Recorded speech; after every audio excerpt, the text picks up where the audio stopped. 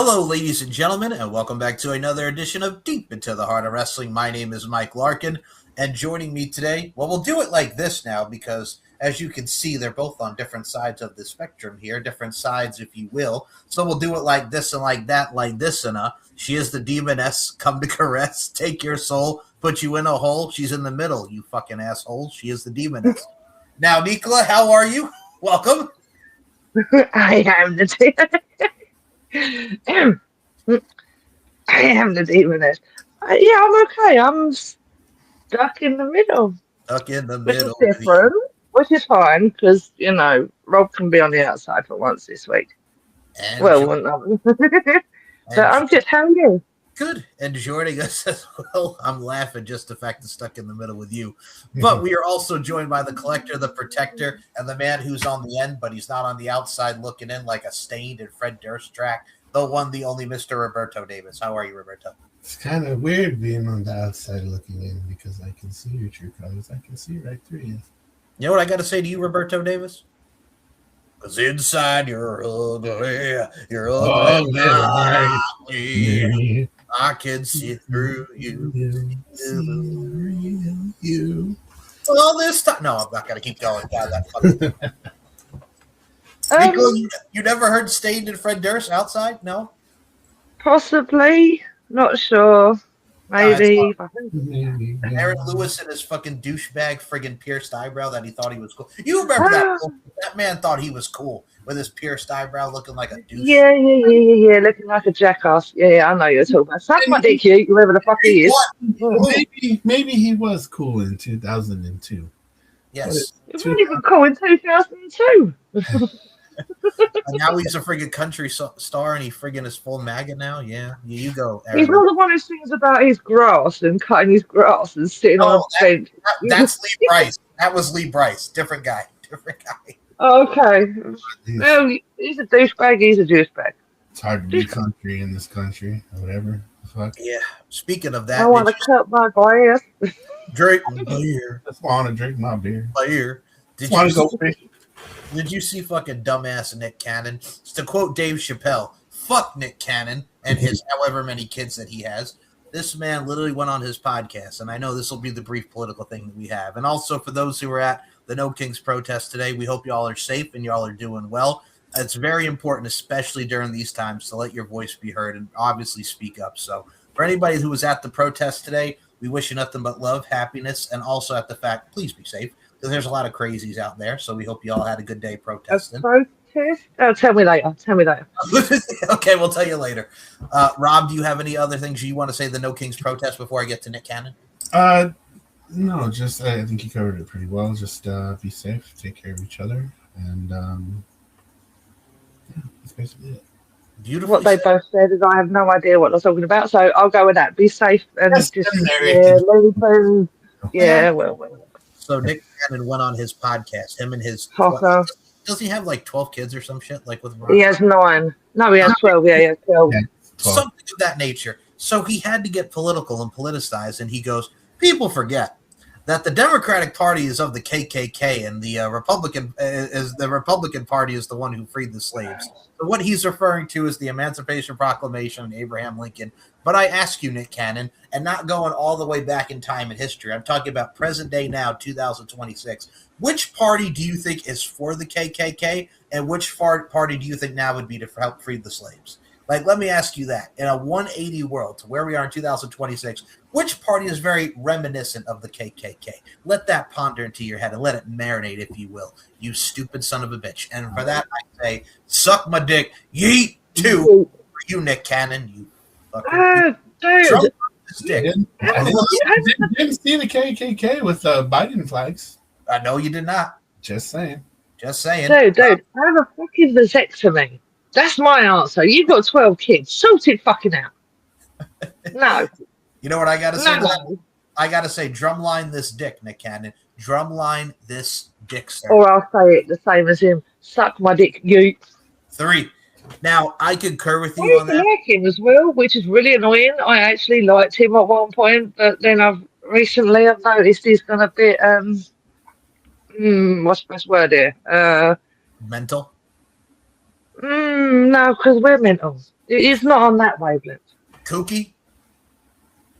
Yeah, all right, we'll go with that. That's the nicest word I can think of because it began with a C and ends with a T. So yeah. Cunt, twat. See you next Tuesday. All right. My thing with him is I'm much like Nico. Like, I remember when he was first on all that on Nickelodeon. And he was cool. He was cool. I remember him on Keenan and Kel. He had his own show, the Nick Cannon Show. And then he started doing Love Don't Cost a Thing with Christina Milian. He did Drumline. He was in a lot of movies and shows, of course, Wildin' Out on TV. That's it. I love that one. That one is the whole I like that show. That was funny as fuck to watch. Yes. And now he's like this, and you're just like, dude, no. There's a door. Keep walking. Kick rocks, Nick Cannon. Kick rocks. Yes. I love that song. You want to comment on Nick Cannon? Nope. Nope. Kid Rock might need an opening act, bro. So can that motherfucker even sing? I mean, Nick Cannon. Yeah, he did. Can he sing? Well, you know what his biggest hit was, right? I forgot. It was him and R. Kelly. I'm a gigolo. No. Yeah, that's right. Oh wow! Yeah, that didn't age well, did it? No. Wow, Mr. Where are you and where's our mother? Actually, we're not going into that on this show. But no, I don't blame you. So with that being said, to quote again Dave Chappelle, fuck Nick Cannon and Kid Rock, because if you fuck with Trump, you fuck with me on a fucking boat. What in the hell, man? Literally, another boat that needs thinking. Who is you? Who is you, Bob? God, what an idiot. Who the fuck is you? Who the fuck is you? Tough titty, Miss Kitty. Yeah. That was the brief fuckery that we have going on right now in this country. So everybody be safe, but we always have to say that now, especially during these times. We joke, we have fun, we do suck my dick, yeet, make that number 4. But at the same time, too, we all want to see everybody safe and have nothing but love in this fine time that we are living in. And now, speaking of the times that we are living, who the fuck is Kyle? Who the fuck is that, too? Fuck you, Kyle. Suck my dick, yeet. I haven't said low to him for a long while. Last time I had his voice, he laughed at me because obviously every time on this show, he hears me go, fuck you. And he's like, I spoke to you for months, but hi, how are you, Demon? And I'm like, fuck off. The problem with him is the last episode, I got pissed off at him too because he was jizzing over Blake Christian in the last episode. I've never seen a man glaze so hard for a vanilla baby in my life. My goodness gracious. But yeah, he did. So that was that on the last episode. Yeah. Speaking of people that were glazing, but in a good way. All right, we'll start here, and I'm going to look into the camera. No, we're not talking about Moses Marquez yet, but I'm looking straight at the two of you. You got to let me friggin' put it out there before we all get excited. So we'll start on Impact before we get to Sacrifice. So Rosemary, we had Wrath. We were at the next of the 7 Deadly Sins. She's with Allie. Hi, I'm Allie, as she does. I love that. Hi, I'm Allie. And then she goes to meet whoever she's going to meet, and of course takes the hood off. It's Crazy Steve. So All right, Nicola, go ahead first. Go ahead, Crazy Steve. Your thoughts on that meeting on Impact? Oh, I kind of like when we talked about this the other day. We were saying about the 7 Deadly Sins and all of that, and then you had said Allie, but now I'm getting confused because the bunny is walking around constantly, and I'm not revealing that other part yet. But yeah, Crazy Steve and Rosemary broke up bond, and she set him free. Yep, she set him free. How's the vibe she set him free? So obviously he's been cloaked up in her head or wherever he was. I loved the whole costume. Well, how he looked, like the mask and the cape and everything. I was like literally, hey, like really excited, like a kid. But yeah, of course he's going to appear. If Allie's appearing, you can't not have Allie without the Crazy Steve. You cannot have Decay without Crazy Steve. I think my favorite part was Allie going, "You can see me?" Yes, I can see you. Yeah, I just like how she walked in.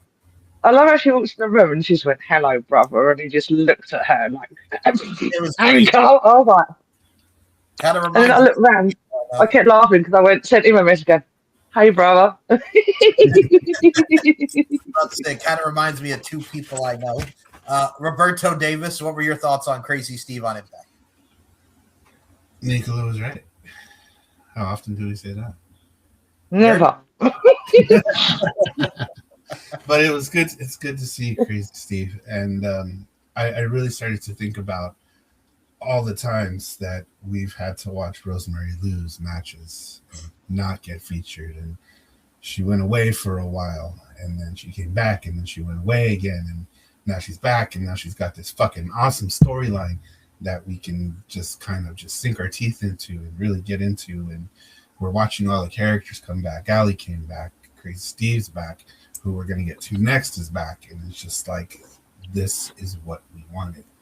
We've wanted something for Rosemary.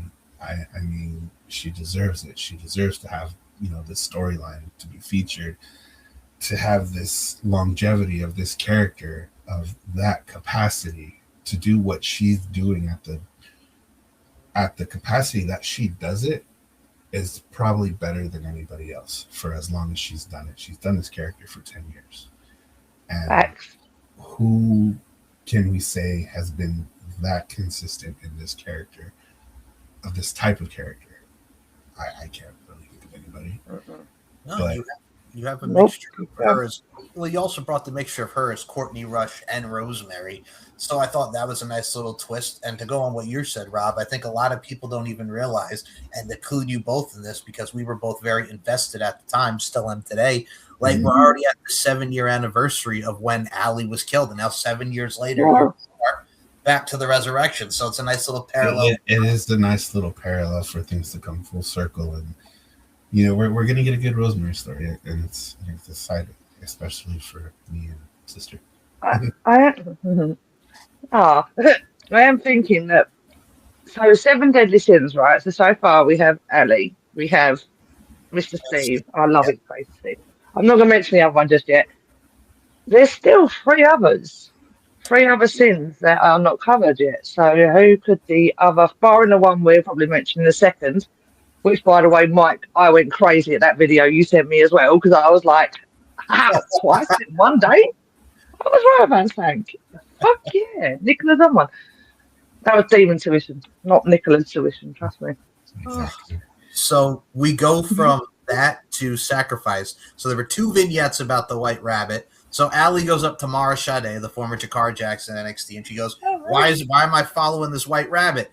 And then she meets with Rosemary, and then she's like, what do you want me for? What are we doing here? This can't be as bad as Wrestle House. And Rosemary took offense to Wrestle House. Who killed Bravo, anyone? There we go, Johnny Bravo, Rosemary Wedding. Jeez, that was, wow, I remember that. That was mad. So Mara Sade goes to Rosemary and goes, why are you protecting me? Why does the Shadow want you to protect me? And she goes, you remind me of someone, which is a parallel back to Kiara Hogan. We know why Mara Sade, Kiara Hogan. Mm-hmm. So they did that. And then the one that everybody is talking about, the one that they want me to talk about, and I love them for this. So Rob and Nicola, we're going extra giddy at this one. So Mila Moore, who is with Victoria Crawford and Puta McPuta, a.k.a. Tessa Blanchard, at the end of Impact, is it Mila or Mila, Robert? I think I said Mila. I think it's Mila, yeah. Mila, okay. So Mila Moore saw Mara Sade on Impact, right? So they followed up with that. She follows the White Rabbit, and then all of a sudden, out of the shadows, out of the darkness, we get the return of Havoc, and then you hear Mila Moore go, ah! And that's the end of the segment. Nicola, go ahead, comment on the return of Havoc. This was not enough. I was ecstatic because, like I said, for Nicola to be right twice in one day, that's so insane, because that don't normally happen. But like I said, you just said so about supposedly, obviously, someone imitating Kira. What happens if Kira makes an appearance in this whole sequence? Because where is she right now? What's she doing? Is she in AEW or did she leave AEW? I think she left. I think she left. But yeah, so if she's not anywhere, how cool would it be if mysteriously Kira? I mean, she's not a part. Oh wait, never mind. No, ignore that. Another idea's coming my head. Carry on. I'm sorry, crap. But welcome back, Havoc. Love, yay. Yeah, I mean, I think we've still got 3 other people still not there though. There's got to be 3 others. There's 7 sins. I don't think it's far from reason for her to come back though, because she was a pretty predominant character. Um, She was, but she went on the Demon Scout, was she? Another one I was thinking of was Bram. Bram? Yeah, we saw There that. is another one I was thinking of. Miss Monet's boyfriend. Oh, well, no, he's with AEW, so he can't go back there. Even though I like the Beast Mortos. Or the other one I thought of would be Abyss turning up in his gear just because we saw him when it was AJ's leaving thing. It'd be so cool to see him just like travel over to be in the story, not to wrestle, just to be in the whole thing. Or yeah, I don't know. I mean, I would like to see Father James. I think we're gonna get Father James. He's not. No cocaine. Really? No cocaine. No cocaine. No cocaine. He's an obvious one though, because if he does come, it would be obviously fucked because he's the so-called devil's friend. Did I say that right or did I say that wrong? No, you're right. The devil's friend. The devil's. Yeah, I got you. Yeah, I didn't know whether to say advocate then or not. I was like, he cursed me, so. He cursed me too. That is true. You both got cursed by Father James Mitchell. Father, can you hear me? Please, Father. Father. This is the sinister minister, Father James Mitchell, sending an infernal curse out to those dollar store versions of Decay, the Black Arts, Crazy Eyes, Robert Davis, and Nicola the Demoness. And I would also like to send a special blessing, an infernal blessing, in fact, of safety for Travis the Walker Anderson and for RWT Kingpin Emir as he has a battle against the Demoness. Consider yourselves infernally blessed and Black Arts rotten hell. Absolutely. Huh. Yeah. Maybe you should be put on our little list. We owe you then. Yeah. Huh. Suck my dick, you 6. Yeah, suck my dick, you. But that goes to Father James and the other person who made him curse us. Maybe we leave our realm and go to the undead realm. There you go. There you go. But I think overall, that whole segment, this has got me invested back in Rosemary. Wow, you said Bram. Now I'm like, okay, how many people can we think of? Sue Young? Where is she right now? Who? She in TNA. Sue Young. Oh, Sue Young. Yeah, we got to get Sue Young. I mean, she's still signed to TNA, but isn't she like pregnant or did she have the kid already or something? Yeah, I don't think she got pregnant again, but I think I'm thinking like 4 or 5. Yeah, I think she had a baby, unless she's pregnant again, but I do remember the last time she was seen was heavily pregnant in the undead realm, coming out and then saying soon. But she got rid of her undead brides and it was just a bump and then the 2 hands on the bump and it was like, yes. Yeah, we got to get Sue. Yes, we definitely got to get Sue Young in there. But I'm like with Robert and you, Nicola, on this. It's because we've seen Rosemary be the veteran that helps elevate the younger talent and lose. Now she has her own storyline to get really back into. And honestly, I've said this. If you want a tag team to beat the Elegance brand, I would go with Demon Bunny all day. Demon Bunny all day. Absolutely. And speaking of... Ellie does say more than hi, I'm Ali, right? Because all I've heard her say so far is, hi, I'm Ali, or oh, you can see me. We love you for that. And it's the fact she's still got a blood around her neck and I'm just like... It's a nice touch. Oh, it's a nice touch. Oh, when she asked Rosemary for her gear, and she's just like, I died in this. You sure did. Now we couldn't save you, poor Ali. We wanted you to survive that, but we know why you didn't. But now you're back, so fuck it. Happy days. I mean, you get big ass smiles from us, and yeah.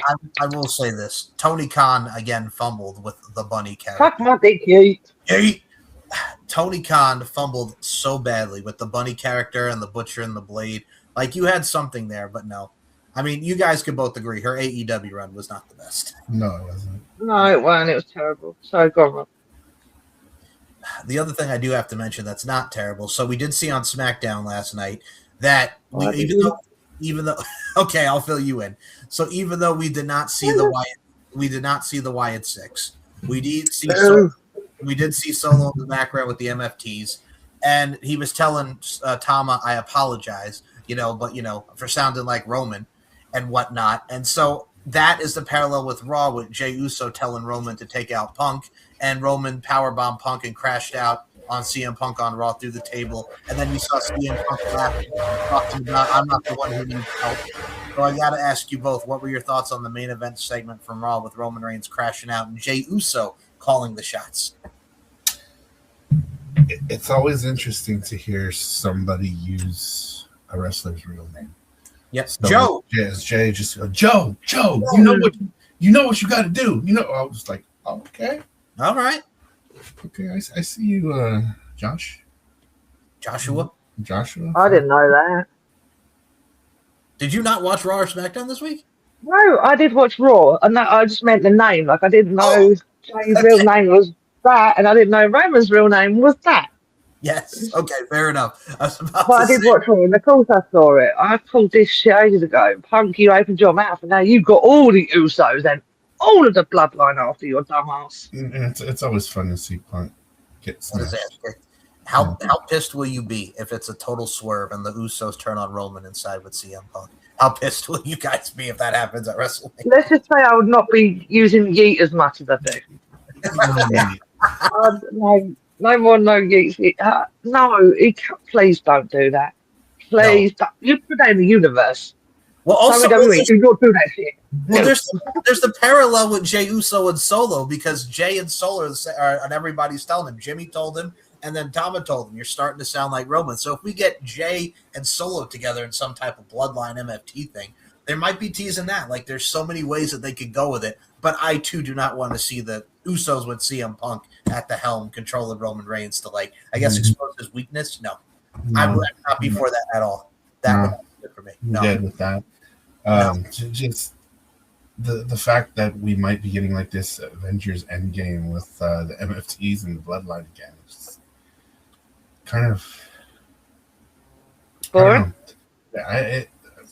It's kind of weird, just kind of processing it all together in my head, because the whole Bloodline story was so dominant for so long. That was literally carrying WWE for years. And then now you got this whole other stable in the MFTs, and it's just like, okay, you're doing this whole other thing, and you've got the Samoans over here on this side, and now you're going to try to bring them back together and try to catch lightning in a bottle that you might not ever catch again, and it's convoluted.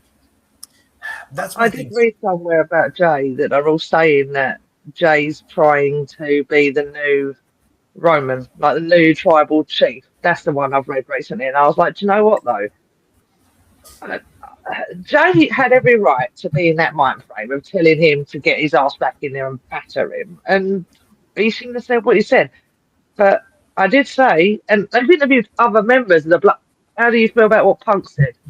You better stay out of my fucking way, is what every one of them said, because they were like, we're knocking the hell out. So really, you signed a big fucking dot on your end, mate. No. The other side of the coin with the world titles is you got Cody and Randy, and on SmackDown last night, Randy Orton beat Matt Cardona. Matt Cardona got mollywopped again. And then Cody came out, and him and Randy Orton brawled all around ringside and in the ring. And then Jelly Roll came out, who had beat Kit Wilson earlier in the night. So Jelly Roll's trying to be the peacemaker and try to get them on the same page. And then Randy Orton RKO'd Jelly Roll, smiled, and ran out of the ring. And that was SmackDown. So we did see the development of that, of Randy Orton RKOing Jelly Roll at the end of SmackDown and the brawl with him and Cody. So there's someone I don't like in SmackDown right now. Who's that? Lauren Punk. Kit. Oh, come on. You are toxic. I want to burn him alive just for the fun of it, because he's such a bitch. Has Danhausen cursed him yet? He cursed him last night. That's why he lost. Oh, fantastic. The Miz is cursed. We need more than cursing when it comes to that. You are toxic. You are cursed. Toxic. You are cursed. I can't stand that. You are toxic. You and shaking your hips around. Dude, you remind me of fucking what's his face? The other twat I don't like. Ace Austin. Weren't you toxic at one point, Mike? That I was. I was very toxic. Yeah, so am I, apparently. Apparently I'm full of toxicity. Come on, man. You are toxic. Come on, man. The Kit Wilson dance. Let's go.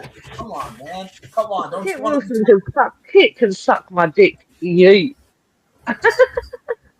So yeah, I feel you on that. So I do not like him. What a twat. former tag team champion right there. Pretty deadly, baby. But no, I mean Even then, the other thing on SmackDown was Sami Zayn mollywop Trick Williams because he wasn't on WrestleMania. Trick Williams is going to be at WrestleMania. So Sami Zayn inserts himself into the match with Carmelo Hayes. Trick Williams accidentally hits Carmelo, and Sami Zayn wins the United States Championship. And now at WrestleMania, it's going to be Sami Zayn versus Trick Williams for the U.S. title.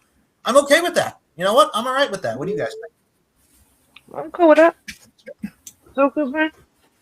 I mean, it's kind of random, but Yay. There's a story behind it. There's a reason for everything, right? Right? Ooh, yep. Right? Right. Then you also, well, the other match that was announced on Raw that we knew was going to happen, AJ Lee and Becky Lynch one final time for the Women's Intercontinental Championship. This is going to be where Becky wins it back, and AJ Lee's going to take some time off. Whatever. And I even hate to put it like that, but it's whatever for me. It's whatever. Why has it got to be Becky? It could be anyone else. Why has it got to be freaking Becky? Because And I'm only disliking her more because we have someone in our little factor that acts like her and he's really beginning to annoy me. So, yeah. Hi, Beverage. Take your Becky Lynch ass back out and slam the door, you stupid ass. Anyway. Hey, Bear. Hi, Bear. Hey, Bear. With his bitch assness pretending to be Becky Lynch. Hey, Bear. So we have that match announced. We also found a lot more to do with WrestleMania. So that has been the updated stuff. We also did see Obafemi absolutely mollywop Brock Lesnar again on Raw, which was excellent. And just strutting out there like he I does. love that right when he walks down. You just watching every kid in that, like, in the aisles, and I'm still doing it with him where he's like powering it down. I mean, the way that we describe these shows is, I'll be honest with you, is this build better than WrestleMania's build last year? Sure. But I'm very meh with the product. I'm not going to lie. I've seen a lot of people say it's boring. I mean, I don't find it to be boring, but I just find it to be there. When you're complacent and you're kind of stuck here, when you could be elevating more to here, it's very frustrating for us because then we have that visceral reaction that we have now where it's just like, okay, sure, you don't have the rapid excitement, which is what we're going to have when we talk about the match that we just watched back. But I also look at it from a stance like this. They have to do something to oomph it up. I mean, do you guys agree? We need some more oomph. 100%, because a lot of what they were giving us at first, nobody fucking wanted. Nope. Now, why would you give somebody something they don't fucking want? Right. That's with the astronomical prices people are paying to go to the fucking Vegas this year. Yeah, I saw them the other day. Holy crap! Really? My dick. Nope. No yeet for those guys. Well, I'd rather run. I'm pissed the same. Can they stop making Rhea look not as strong as she is? Because come off it. Jade stand above her with her two little Mia. Yeah, it doesn't seem like the baddies version 2 is going very well. I gotta talk. And then you've got Rhea sparked out on the floor while these fuckers are standing above her, and I'm like, for one, obviously we call Mia as JJ. No, fuck you. I've always liked you, always, but right now you're on Jay's team, and they've only done that because she looks so weak against Rhea, so they had to put her in a little group to make her expand a bit more. Because we haven't got Bianca or Naomi no more. So I mean, sure, you're giving her something to do, but get our blue away from her. Yeah. Also, stop making Rhea look weak because she fucking isn't, and you know she's going to batter her. So stop. So I don't think Jay's keeping that title. I'm so glad you guys. But people are going to be pissed about Rhea winning the title. So there's if it takes it off her, I'm happy as shit. And I honestly don't mind it either. But the internet is going to fucking turn on Rhea. Leave Rhea alone. Love is awesome, and I just don't like what they're doing to make her look weak and make Jade look like this massive. Why? You don't use her enough anyway. What's the fucking point? So Nicola's been thinking about this well too much. I was going to go the Hall of Fame route, but I'm glad you brought this up because Paul Dan. Hi, Paul. Hi, Dan. So we talked about this. We talked about this on the RWT pod. They're literally making Mia Yim and B-Fab be the baddies 2.0 with Jade. And the Rhea promo last night on SmackDown, they talked over each other. You could definitely tell, I think there's some legit bad blood between the two. Like, if it wasn't apparent, like, online, I think it kind of translated and transitioned over to here. Like, I get Mia Yim's like, well, you know, I'm not calling her Michin, Mia Yim. Mia Yim was just like, hey, I'm never going to forgive what she did to Uncle Alan and my boys. Mind you, that was a story from 4 years ago. But like a few weeks ago, like even months ago, you were feuding with Jade. You hated her. With a kendo stick. A kendo stick. And B-Fab was just right there. So then I started to think, wait a minute, when the hell did this thing happen? Then I remember her and Mia had that little conversation back there when she asked when she was okay. And then you see Jade talking to B-Fab in the background. So they're just like, all right, let's all fuck her up. And now they have the three of them together, and you got Rhea over here. And I'm like, I swear to God, if they do some fuckery at WrestleMania and you wind up having Jade keep that title, that should not be it. Rhea needs to take it off her because this run of Jade's has sucked as the title holder. It sucks. Yeah. She's only done, what, 2, maybe 3 matches? I might be wrong on this one. Yeah, one title defense. One title defense. One title defense. When it's Liv or when it's Rhea or when it's Io, they have endless title matches all year round. Jade's had one. And she's... I don't get it. I was a fan of hers, but now I'm hearing stuff and I'm just like, you know what, motherfucker, no. I know you could beat the crap out of me, but no. No, and here's the thing. She has an impressive build. The aesthetic's always been there, but now that she's being this heel, you can't do what she did in AEW because she was only having like multiple minute matches. They made her the female Goldberg, and it worked for the character and presentation. But ever since she's come to WWE, nah.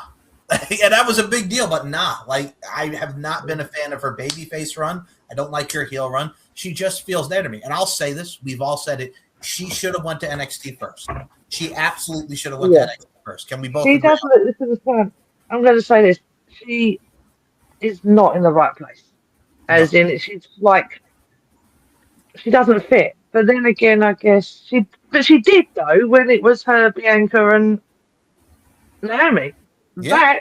She worked with that. But what she's doing now? No. It was perfect because she was the babyface and you're with Bianca.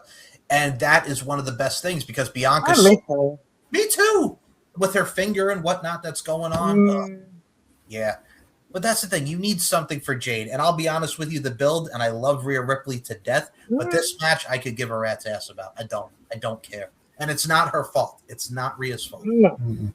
I also hope that Finn and Dom are going to. Are they going to be? Is it WrestleMania they're fighting each other now or not? Yeah, but it's not for the Intercontinental title since Penta has the title.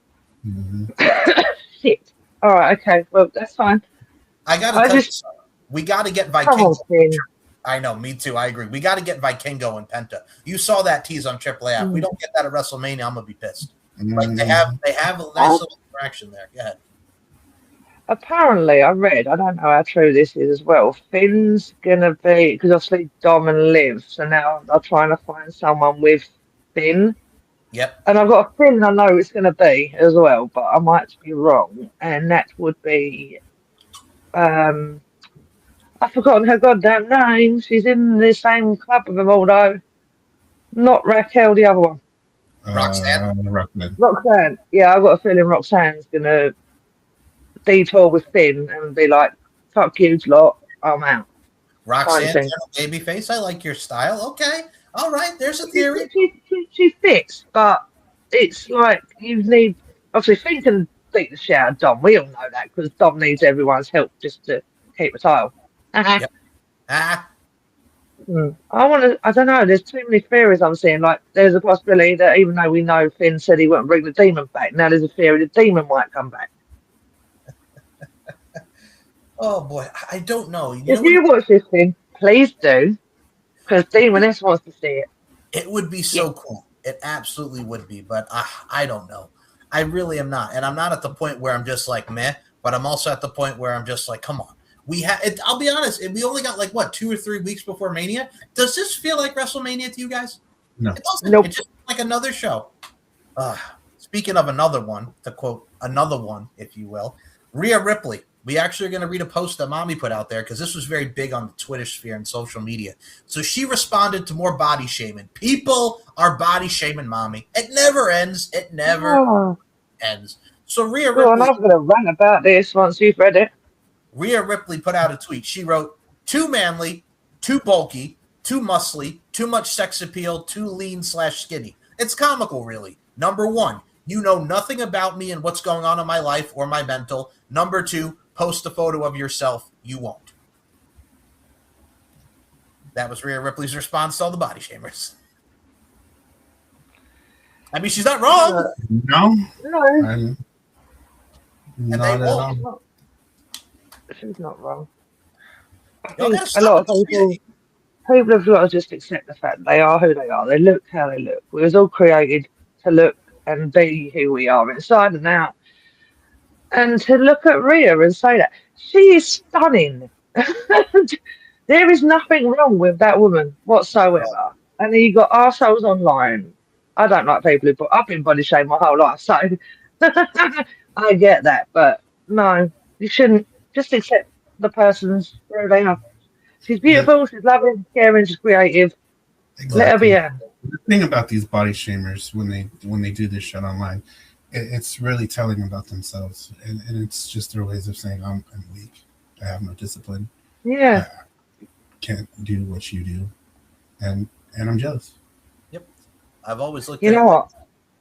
That. That lesson that I was taught by you too, because I've heard shit like this, because I'm a slim person and it's always been commented on that I am anorexic, bulimic, or whatever. Whether or not, no, not the case, but it does make you feel like shit. So what fucking right has anyone got to say to you? I've learned this as I've grown up as well, as an adult who also has kids. No. Just don't betray what your mental health is. The fact that you feel uncomfortable in your body, so you're going to make someone else feel shit about themselves in ours. We're all amazing in our own way. That's a big suck my dick. That's a massive suck my dick. No, yeah. This is the thing. A lot of people think, but like you said, it's just keyboard warriors sitting behind a, well, I'm going to tell you like this when they look like fucking some alien. Shut the fuck up. All right, I'm gonna go. She's lovely. She's amazing. Every female, every male, all amazing in our own unique way. Fuck you. Demon wisdom right there. Demon inspiration, if you will, right there. It's not that. It's just I know what it feels like. I know. And But you still, two know I spoke to you both about it. I understand it. Words. I'll give you some inspiration right there, Nico. That was some inspiration, motivation from the Demoness. I got to But tell you. also, you know what the funny thing is? The one thing that I've always had comment about me and my looks, my eyes, because they're too big. And I used to go. and my response has always been, I can see better than you, though, can't I? Yeah. Same with when people say, oh, you're too skinny. No, I eat more than half my family do. But no, we have to comment. Well, don't. You know what? We're all beautiful. We're all unique. Fuck off. So I will get a little personal here. So my body weight has always fluctuated from my teenage years to adulthood. The lowest I've ever weighed was 169 pounds. I'm 5'10". I'm a little over 200 pounds. And I can tell you straight up and down like 6 o'clock when I go to the doctor and I get blood drawn, minus my epilepsy and my medication and everything I take, that could affect my liver. I'm healthy, and my doctor's saying I'm healthy. That's the main thing. I try my best to do what I do, as we all do in this life, to feel how we feel, because to quote Nicola, we're all beautiful, and we're all human, and we love what we do. So well, hang on. I would say this. I'm not human, Rob's not human, but Mike is human. Yes. So you got what I mean. The point being is, love who you are, and people are going to hate, let them hate. But I'm just saying, we all get through some stuff, and don't let anything define you. So we went inspirational. We went inspirational. We went in so many different emotions thus far in the show. So we have to. Wow, we're having one of these shows today. Is this like a haha? But also, look at Rob still giving a big up. Well, we did have the Hall of Fame, so I do have to mention the Hall of Fame inductees thus far, because the people that they have just announced. So I am very happy for these two. So the Legacy Award is Psycho Sid, God rest his soul, one of the absolute legends of the biz. The other one that went in and is Bad News Brown, which really shocked me because of the issues that he had with Vince McMahon. So for those that don't know about Bad News Brown and why he quit the WWE in 1990, is the fact that Vince McMahon failed to live up to his promise to make him the company's first black champion, which reportedly affected him and his wife. So that is why Bad News Brown left, and he had those issues with Vince McMahon all those years. So Bad News Brown deserves to be in because he's had so many great matches from the late 80s, early 90s WWF. But the fact that he's in there while he's gone is a crime. Same with Sid, but they deserve the recognition and the respect and legacy that they deserve. The celebrity wing now, on the other hand, for this year, he's nicknamed the Worm. I'm talking about Chicago Bulls. I'm talking about the former Mrs. of Carmen Electra. I'm talking about the alumni of the NWO brother, him and Hulk Hogan against Karl Malone and DDP. Bang! And everything that went into that match. The one, the only Dennis Rodman in the Celebrity Hall of Fame. Yeah. I'll let Rob go first on this. Your thoughts on Sid and Bad News Brown going in and Dennis Rodman? I think with Sid and Bad News Brown, that should have probably happened a long time ago. Yes. I remember Sid debuting in the early 90s and just the towering formative figure that he was, especially when he turned heel. I forgot who he turned heel on. Shawn Michaels. Was it Shawn Michaels? Yeah, it was Shawn Michaels, right? Yeah. And that absolutely freaked out 8-year-old me. And I just remember when he went from Sid Justice to Psycho Sid, it was scary. And he had a heck of a run. And it kind of sucks that he has to go in posthumously, but nonetheless, he's in. Same for Bad News Brown. I think they were a little late on that, but I think they're in now, so it's all good. And the Worm?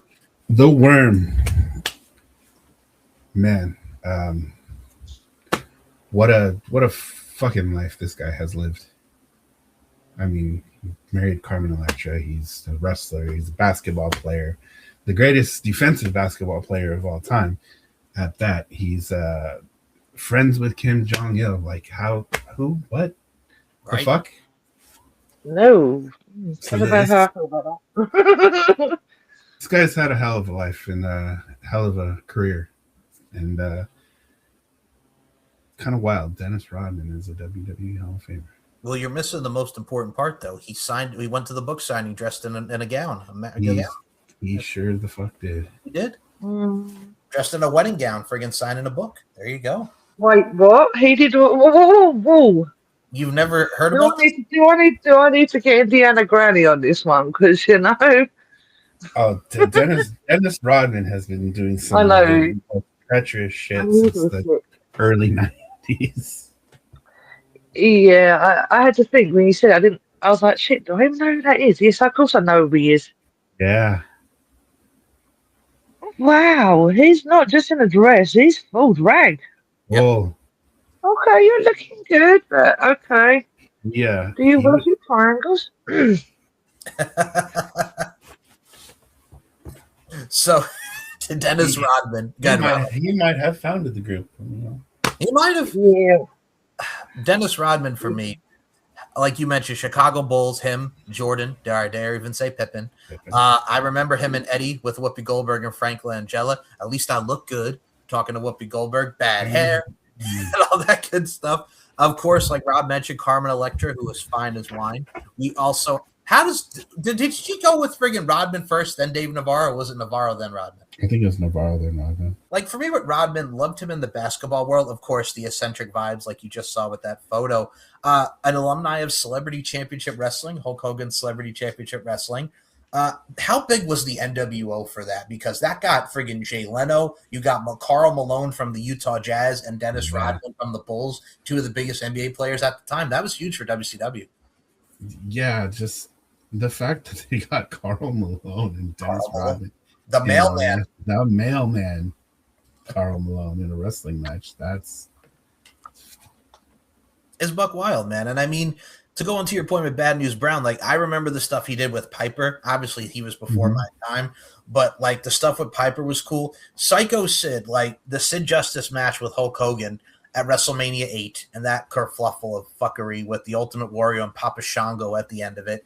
The Shawn Michaels feud where people actually cheered Sid and they booed Shawn Michaels when he was the heel and Shawn Michaels was the white meat babyface. Mhm. When he won at Madison Square Garden, and then the match with Shawn at the Rumble in '97. I popped huge when he came back and wrestled Heath Slater on Raw 1000 during the Legends thing. It was so great. It's so cool. But these are guys and gals who, and of course, Bill Goldberg. Bill Goldberg? Why me? Why Goldberg? Why? Like that solidified the comedy with him. We're live, pal. We'll be here all day. But everything that Psycho Sid did will live on. Same with Bad News Brown for his time and the Rodman. So congratulations to those recipients of the WWE Hall of Fame. Absolutely. And Well, Nicola, Oh, hey, Damon. hey Nicola, how you doing? Hey, brother. Hey, Mo. I'm back. No. Oh, sorry. It wasn't deliberate. It was. This phone's playing up. I don't know. Yeah, It's We so- thought we thought you were investigating because of Dennis Rodman in the wedding dress. I You just thought got you were Indiana gonna get Grande quick. I exactly. got That's what Indiana I said. Grande quickly. That's what I said. I said she's gonna get Indiana Grande on the case. Hello, Nicola's mom. Hello, Nicholas. Hi, Nicholas. Hey, Mama Bear. Happy round. Oh, yeah. Happy birthday. Happy birthday. Yeah. Yeah, it's Indiana Granny's birthday on Tuesday, and them two actually reminded me by bringing her up because I said it before the show and I forgot about her. Yeah, I forgot about you. Sorry. Anyway, happy birthday, Indiana Granny, for Tuesday, and stay off the interwebs, please. Give me a break. Give yourself a break. I mean, when Go you're on outside and look at the grass for a little while. Tell Nicola about Dennis Rodman. tell him about Dennis Rodman. Be on the full No, phone with him please for don't. 4 hours. Be on the phone for 4 hours talking about Dennis Yeah, Rodman. no, because of the fact she Why said is he this was in man a dress. called the Worm? Why is he called the Worm? See, she won't focus on that. It'll be, why is a man in a dress? And I'm like, is he a drag queen? And it'll be like, no, right, Mum, go out. I love you, but please go outside. Look at some grass. Go look at the birds. I don't care what you do. Get off the internet Touch grass. before you drive yourself nuts. Touch grass, mom. Touch grass, Mom. I really wanted to say that, but the other day she heard me say kick rocks to someone. And I was like, I'm never saying that to you. Fantastic. Woo! Well, someone who could kick rocks. Well, Bruv Yes, Man. Mum, kick rocks. Bruv was on AEW again this week, and he cut this promo, and I'm trying so hard not to laugh because it's very hard to try to take Will Ospreay seriously. And Oh no, you're not going to ask me to explain it again, are you? What did he say this week? he was just like, my son had to see me hurt, and my wife, my missus, and you took me out in front of my family. John, I want you a dynasty, motherfucker. And I'm like, all right. Okay. And it wasn't a bad promo, but I'm like, I'm not used to serious Will Ospreay. So they have announced that AEW Dynasty, non-title, by the way, Will Ospreay will go one-on-one with John Moxley in a grudge match. Oh. Okay. So basically, in English terms, he said that my son watched you beat me up and my wife watched you beat me up, and now I'm coming after you, in layman's terms. Yep. Are you guys Come on, excited? let us speak, Will. Are you looking forward to Ospreay and Mox? Yeah. I am. I am. I think it'll He be looks fun. really good. To be fair, he does look good. Looks Even like if you are a he's- walking, talking spanner brain, but yeah. Why did Nice. Bag of Dicks have to get the pin in that 6-man tag with the why did Bag of Dicks have to get the pin after Moxie's curb stomp? That pissed me off so fucking much. Really, the Bang Bang Gang and friggin' the Death Riders and friggin' I see Bag of Dicks getting the pin. I'm like, fuck you, Daniel Garcia. Literally, fuck you, Daniel If you Garcia. haven't worked this out yet, Mike over there actually hates him. But then Not- again, we all know why he as hates a him. So, Not as a person. I don't hate the as a man. I hate ref, the actually, character. with me, with Blake Monroe. So yeah, it's the same thing. I don't hate her as a person. I hate the character. But yeah, First- yeah. First of all, I got a problem. I've always said this with our Max boys. Hi dickhead with Hi, friggin' dickhead. Hey, Whatever. so they're like Austin Theory is like that with Logan Paul, and I'm like, the difference is That's my dick, you. Austin Theory can wrestle and is good. Daniel Garcia has nothing of any of that. Austin Theory at least has some personality. Daniel Garcia is just a lame duck. To put in the bluntest of terms, he's a fucking lame duck. Is what Daniel Garcia is. Sitting duck. Sitting duck. It's unfortunate though, because when Daniel Garcia came into the company, he had some momentum behind him, and that all just went. Even before the dance, he was known as Red Death Daniel Garcia. He was this killer on the indies, and he came to AEW, and they put him with fucking Jericho. Dude, he sounds like a fucking emo goth kid now. He went from with Chris Jericho, and now he's an emo goth kid. What the hell? They should just let him fight.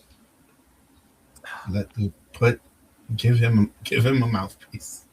By the way, now that I mentioned it, let Marina talk for him.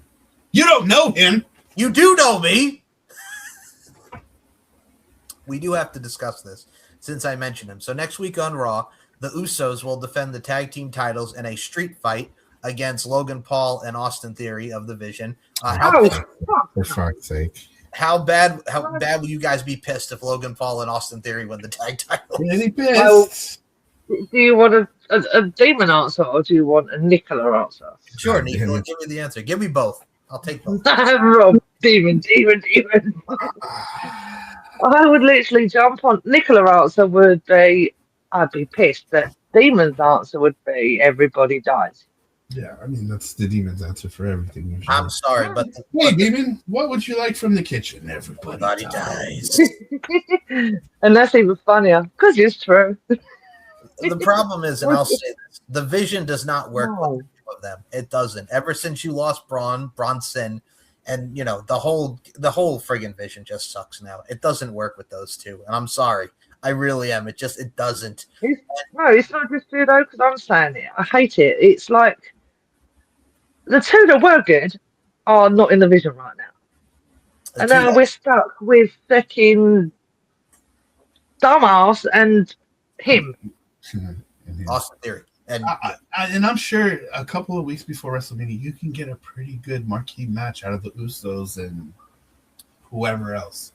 Yeah, why the fuck is it going to be these two? I just hope they're not thinking about putting the belts in these dorks now. Save that till after WrestleMania if you want to do that. You can have an opportunity to build a pretty good match with the Usos and fucking anybody else between now and then. I think, too, also to go on to your guys' point, I mean, Paul Heyman telling Seth Rollins, like, I'll adopt your child after friggin' like that whole thing. Mate. I was so glad to see him running back in that ring and punch the shit out of him. If he hadn't, then I would have jumped on a plane myself and fucking done it. That was fantastic. Like, him just knocking him on his ass. I'm loving the fact that Paul Heyman is getting so much abuse right now, and he deserves it. Speaking of abuse, now, I did see the promo on AEW with Cope talking about the tag title belt that is coming up. Christian's such an asshole. Oh, that was so great, too. I'm just here for the money. He dropped Beth on her neck, and even worst of all, he dropped me on my what? Like, what? Christian is the best part of this whole scenario, and I will say that. We love us some Captain Charisma, but yeah, no. No, they do. I do not.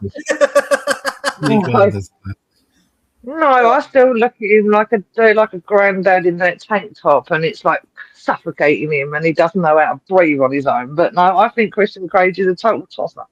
You know this, but as character-wise, I think he's a tosser. Probably in reality, he's probably not, but whatever. But yeah, Cope. No, I see someone hit him in the chair with a chair. Fuck you, Cope. I saw him in something the other day and got freaked out because someone went, I know that dude, and I'm like looking, and it was fucking Cope. Cope. It was in the Percy Jackson series.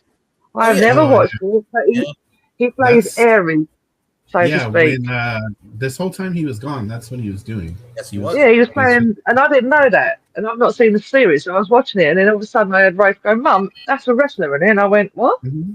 Yep, there's Cope, but I shouted it like Right does, and I just went, "Cope," and he just went, "What the fuck?" He went, "Who's that?" I went, and then I went, "Edge," thinking he'd know. And he looked at me and went, "Who?" And I went, same again, Mike's voice, "Cope." Cope! He was really good in that. I'm not going to lie. He was good. He played a good Ares who betrayed everybody and a total dickhead. So be straight. So Yeah. I got two other things the AEW have to bring up. So the main event of Dynasty has now been confirmed. MJF against Kenny Omega for the AEW World Heavyweight Championship. Kenny Omega beats Swerve after taking vertebreakers and everything but the kitchen sink, and Kenny Omega won. I'm looking forward to it. I don't see Kenny winning. Rob, what are your thoughts on MJF and Kenny Omega?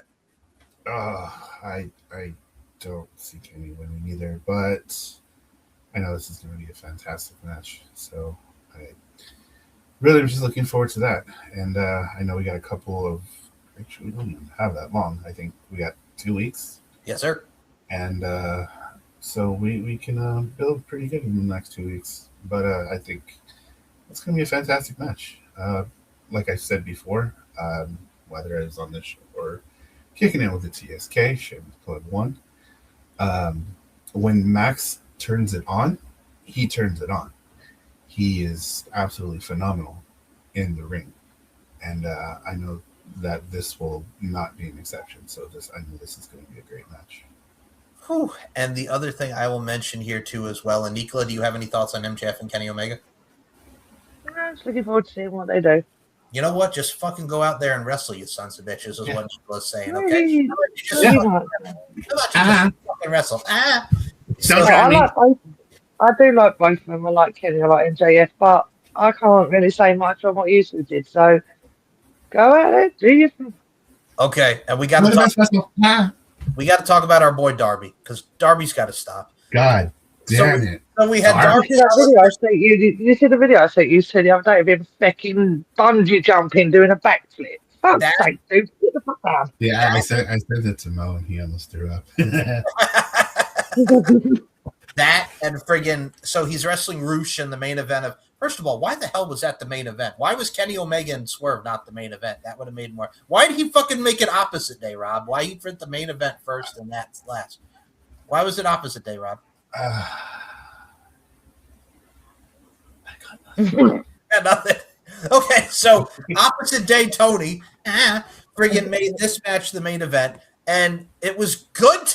And then Mark Davis, you fucking shit, pile drove this man, and it was disgusting. God damn it. Jesus, it was disgusting. Darby, you fuck. You fuck. You're gonna die in the ring, kid. He knows that. That's why he's doing it. I had to turn into Vince for a minute. God You damn it. understand? Hold on. What the hell? God God damn damn it, it. Darby. You're gonna fucking die. No, you wanna, Rob? You want to comment on Mark Davis and that pile driver? That was gnarly as fuck. I'm a fan of Mark Davis. He has a fantastic last name, even though that's his first name, IRL, which is even better. But god damn, that was gnarly, and I hope Darby's still alive, which I'm sure he is.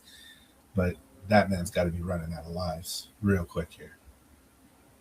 Whew. And We've seen him die at least 5 times in the last 3 weeks. 5 times 10 equals 50, and then add another 50 is how many times we've seen Darby die.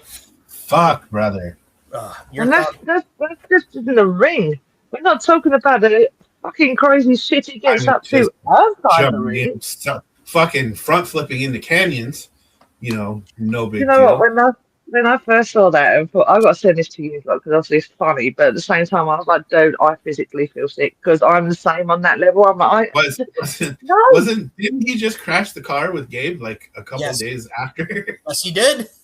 Wait a minute, no, that was like a week. Yeah, friggin' he did it last week. Then a couple of days was the bungee jumping shit. Yeah, yeah. Darby, I know, we get it. You clearly are not afraid of fuck all.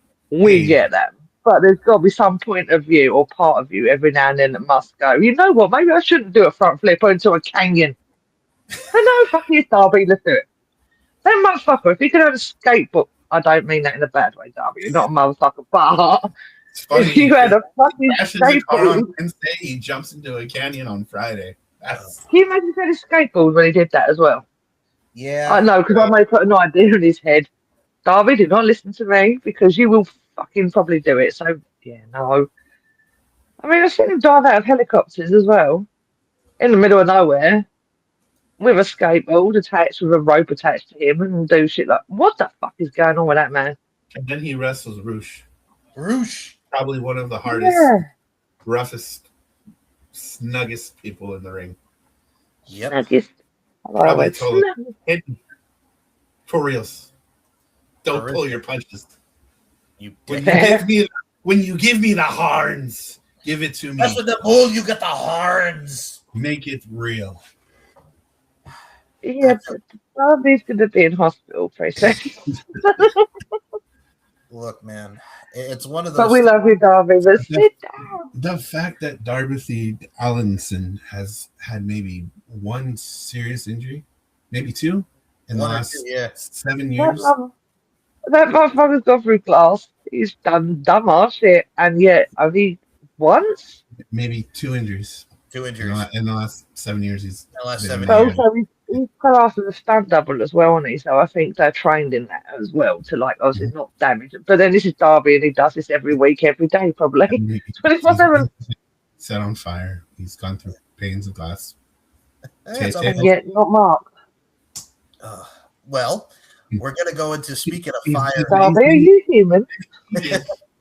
Speaking of fire and speaking of glass, we are going to talk about the matchup now that we watched back. It's Randy Orton and Alexa Bliss from Fastlane 2021. We do have some audio to play, and we're going to talk about the build-up to it. But the last thing I have to mention, NXT, which will be predicted next week, NXT Stand and Deliver, which does not have 20 fucking matches on it. There's only 5, thank God.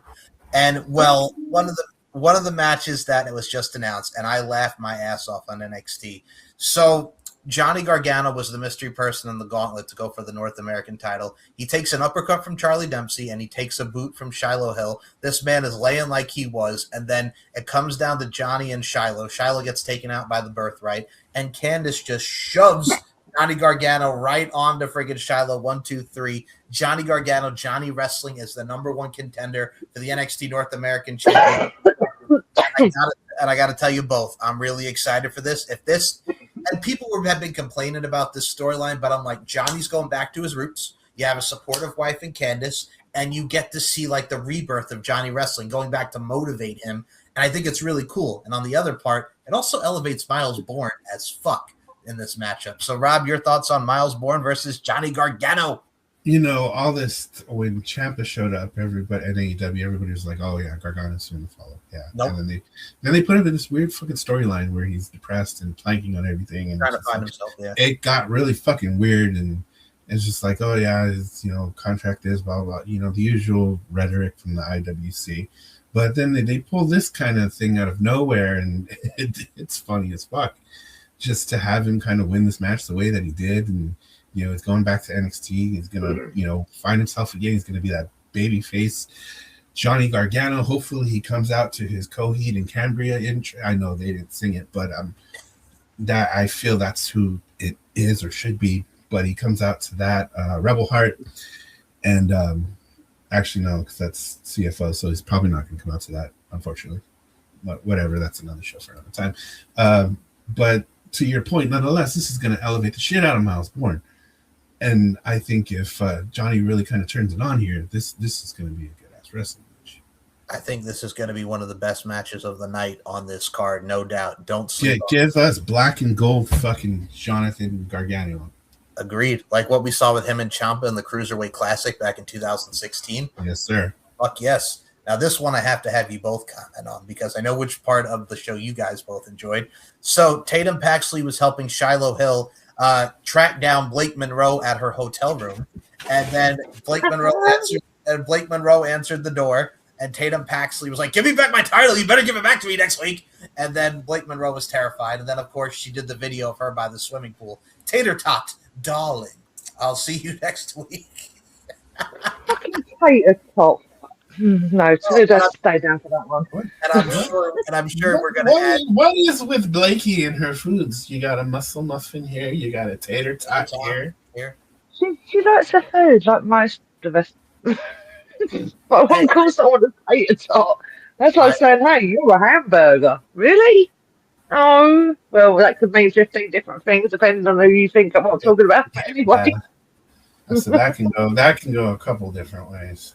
Both of them walking as well. Waffle, donuts, cookies.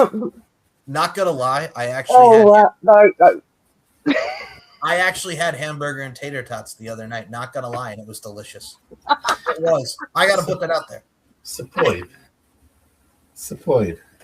But it's so good. And I will say, first of all, y'all know the waffles and the cookies and everything. Y'all got me started now. I want some waffles. Yes. I'm sorry, Nicholas, which dirty mind off. Stop it. Oh, you're fine. Oh, you're making me hungry with the foods. Cheeky Nando's there. Cheeky Nando's food. Oh. Actually, no, I'm hungry. No, I'm not hungry. I had food earlier. I forgot what it was, but I had food earlier. I got to tell you something, Nico. Though, if you ever do come to the States, Rob, you and I are What do going. you mean, if I ever? I've been told I'm being ordered. It's not a choice. It said you're coming. End of. The UK is that way, Moses. The UK is that way, Moses. We are finalizing the trade. Yeah, Mo's like, I want to go there, and they're like, we Demon, come here. You come over here with us because you're much more entertaining over here. When I'm going to rephrase, when you come to the States, we got all three of us. I got to go to the Waffle House. We got to go to the Waffle House. Yes. Yeah. Get into some fights at the Waffle House. I haven't been to Waffle House in years. Really? I've never been to one, so we don't have them in California. I have to go to Mike then. I was on tour in Texas. We went through Arizona, New Mexico, Texas. That's where I experienced my first Waffle House. It's really they cook. The kitchen's right there. They're cooking right in front of you. Oh, it's good. See, I've never even experienced that kind of thing yet. But I know when I come, like I said, I'm going to be like a big kid. I'm going to be like, oh, my, where do I go and what do I eat? And I'll let these two show me Waffle House. Or when I'm in Vegas, I'm totally In-N-Out Burger. Are you an In-N-Out Burger guy, Rob? I had an In-N-Out for We have them here now, by the way. Nice. Apparently so, yeah. We have Wendy's as well, and apparently they're working on Chick-fil-A. I don't know. But yeah. Nice. I've not even tried the Wendy's yet. Coming up. Wendy's is not bad. Not bad at all. No. Now, we did but mention... then again, I'm going to wait till I come to the States to experience that, because it's definitely not going to taste the same as over there, Teddy. Trust me. Now, we did mention tater tots, so here we go.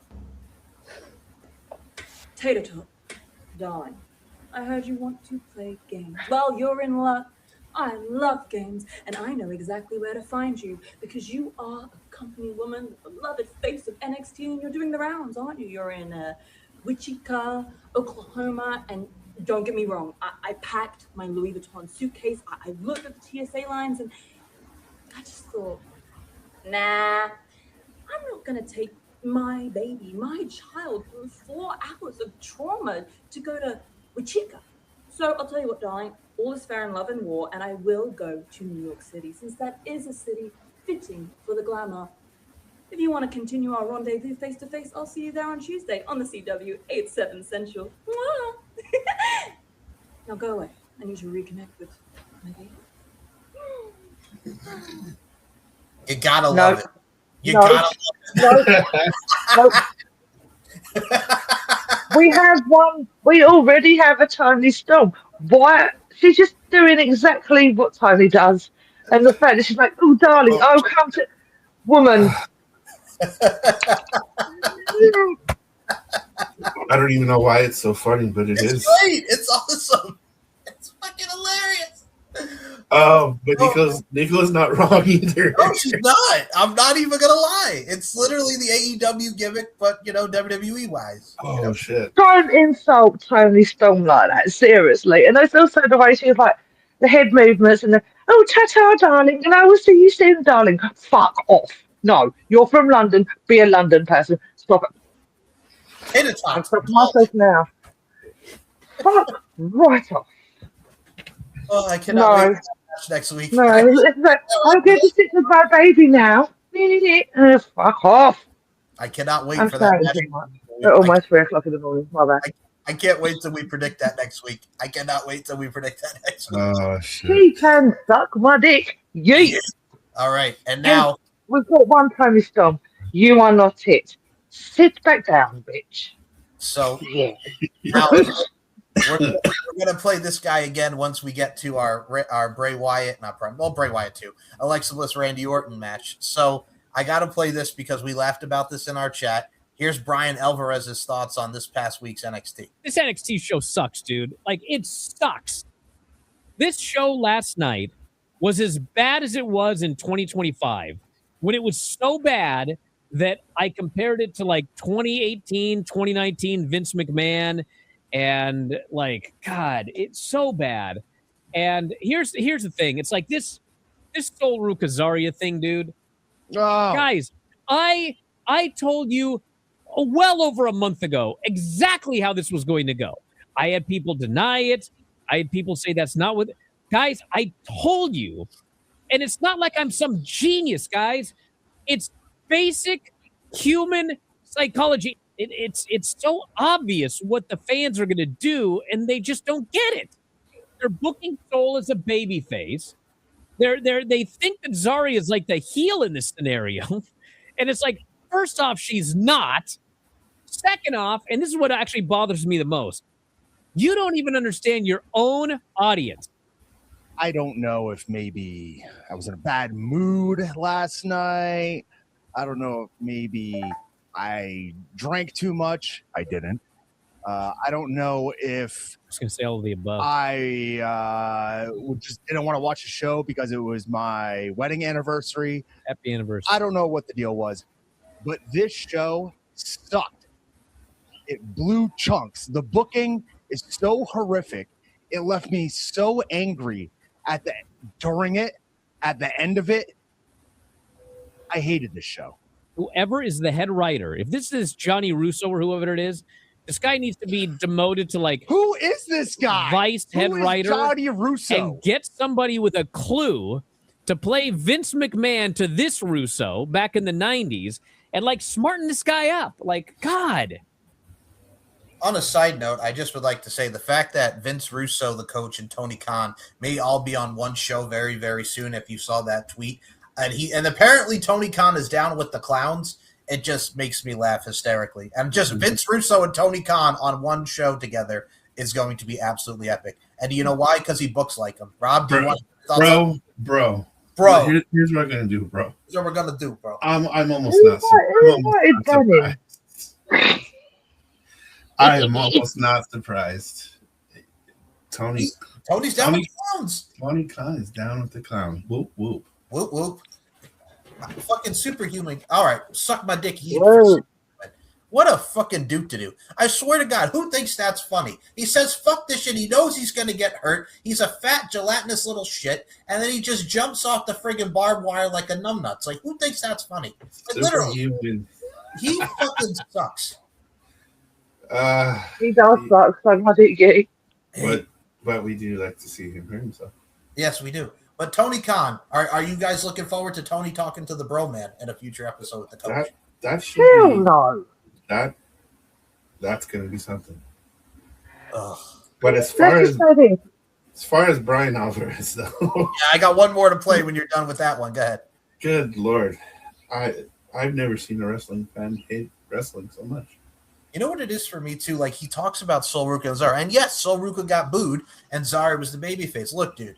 The premise of the story is Sol did all these things for her, which she did. She let Zarya take her shot against Lei Ying Lee for the Knockouts title. She was always there for her, and she took the opportunity. She was there when Sol fought Bayley at Saturday Night's Main Event at John Cena's retirement. But the thing, too, is they feel more for Zarya because it's like not even the fact that Sol did this, which she's right, but it's like, wait a minute here. You're constantly the one who's in the spotlight. We want to see something for Zarya. Zarya is just kind of like the tag along. So we want to see her get her moment. So you may have not won the women's title, but you were North American champion. You were speed champion. You had all these accolades. What about Zarya? So that's what that fan base is taking in from the interaction that those two had. And also just for the thing here, Brian Alvarez, you numbnuts. And before you could kick rocks, I'm going to tell you this, numbnuts. Brian Alvarez, Zarya's going to win. The purpose of this match and the start of this feud is Zarya to get a big moment. And what a better place to put it during WrestleMania weekend on one of NXT's biggest takeovers and Stand and Deliver. You fucking putz. Just turn Zarya into Raven. What about me? What about Zarya? Nicola, you want to comment on Brian talking about Sol Ruca and Zarya, man? No, because we're talking about 4 words. Suck my dick, you. And one more from him about Sol Ruca and Zari, and then we'll get to Alexa and Randy. This was confirmed to me. She's supposed to be a babyface. That can't be true. She's supposed to be cheered. Zari is supposed to be a heel. She is supposed to be booed. When this was written, it was written for Sol to be a babyface. No. And for, yes! I can't accept that. Yes! That's not what I saw. I watched the show. I took notes. I saw her cut an outstanding heel promo. No. So she continues. It's so bad, you thought sincerely that Sol is supposed to be the heel and Zari is the babyface. Yeah. That's wrong. But it can't be. And the other problem is the way that you wrote this makes Zarya come off as even more of a sympathetic character. Yeah. You know what this is? This is Becky Lynch in like 2018 when Vince was so dumb that he couldn't figure out why. Well, he turned her heel. Why are they cheering her? He was an idiot.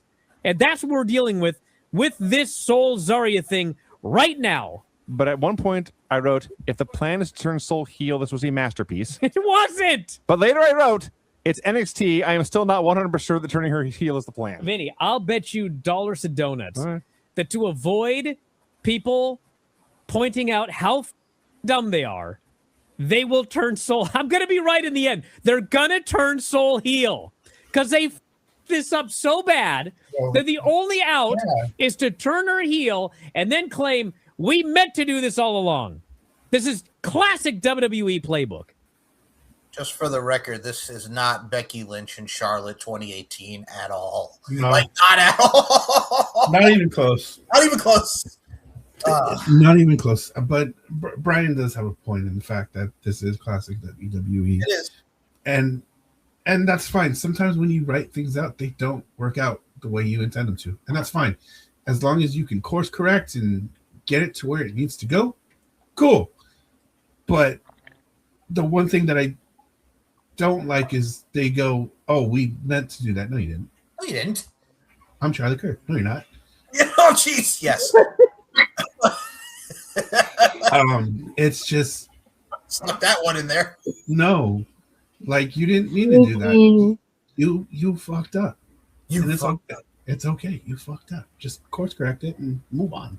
Oh, yes. So I am Charlie Kirk. No, you're not aside, and everything from the fuckery that was Brian Alvarez's dumbass, which we'll hear from Brian very shortly.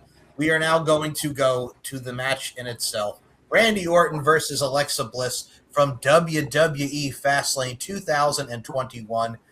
We'll get him out of the way first. Here we go. Ready?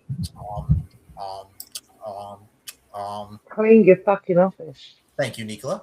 So, Dave Meltzer, I had to look up the star ratings because we saw this. We know Cornette has been very critical of Bray Wyatt. There's really nothing for me to look back at. It's you, motherfucker! What the fuck's that goo coming out of your fucking mouth? So that stuff happened probably. But and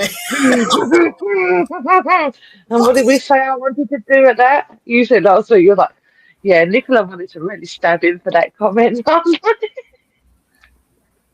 So Dave Meltzer is the focal point of this one. So I had to look up. I'll get in 2 minutes. I looked for the star ratings from Fastlane and what Dave Meltzer gave because there's stars for every other match.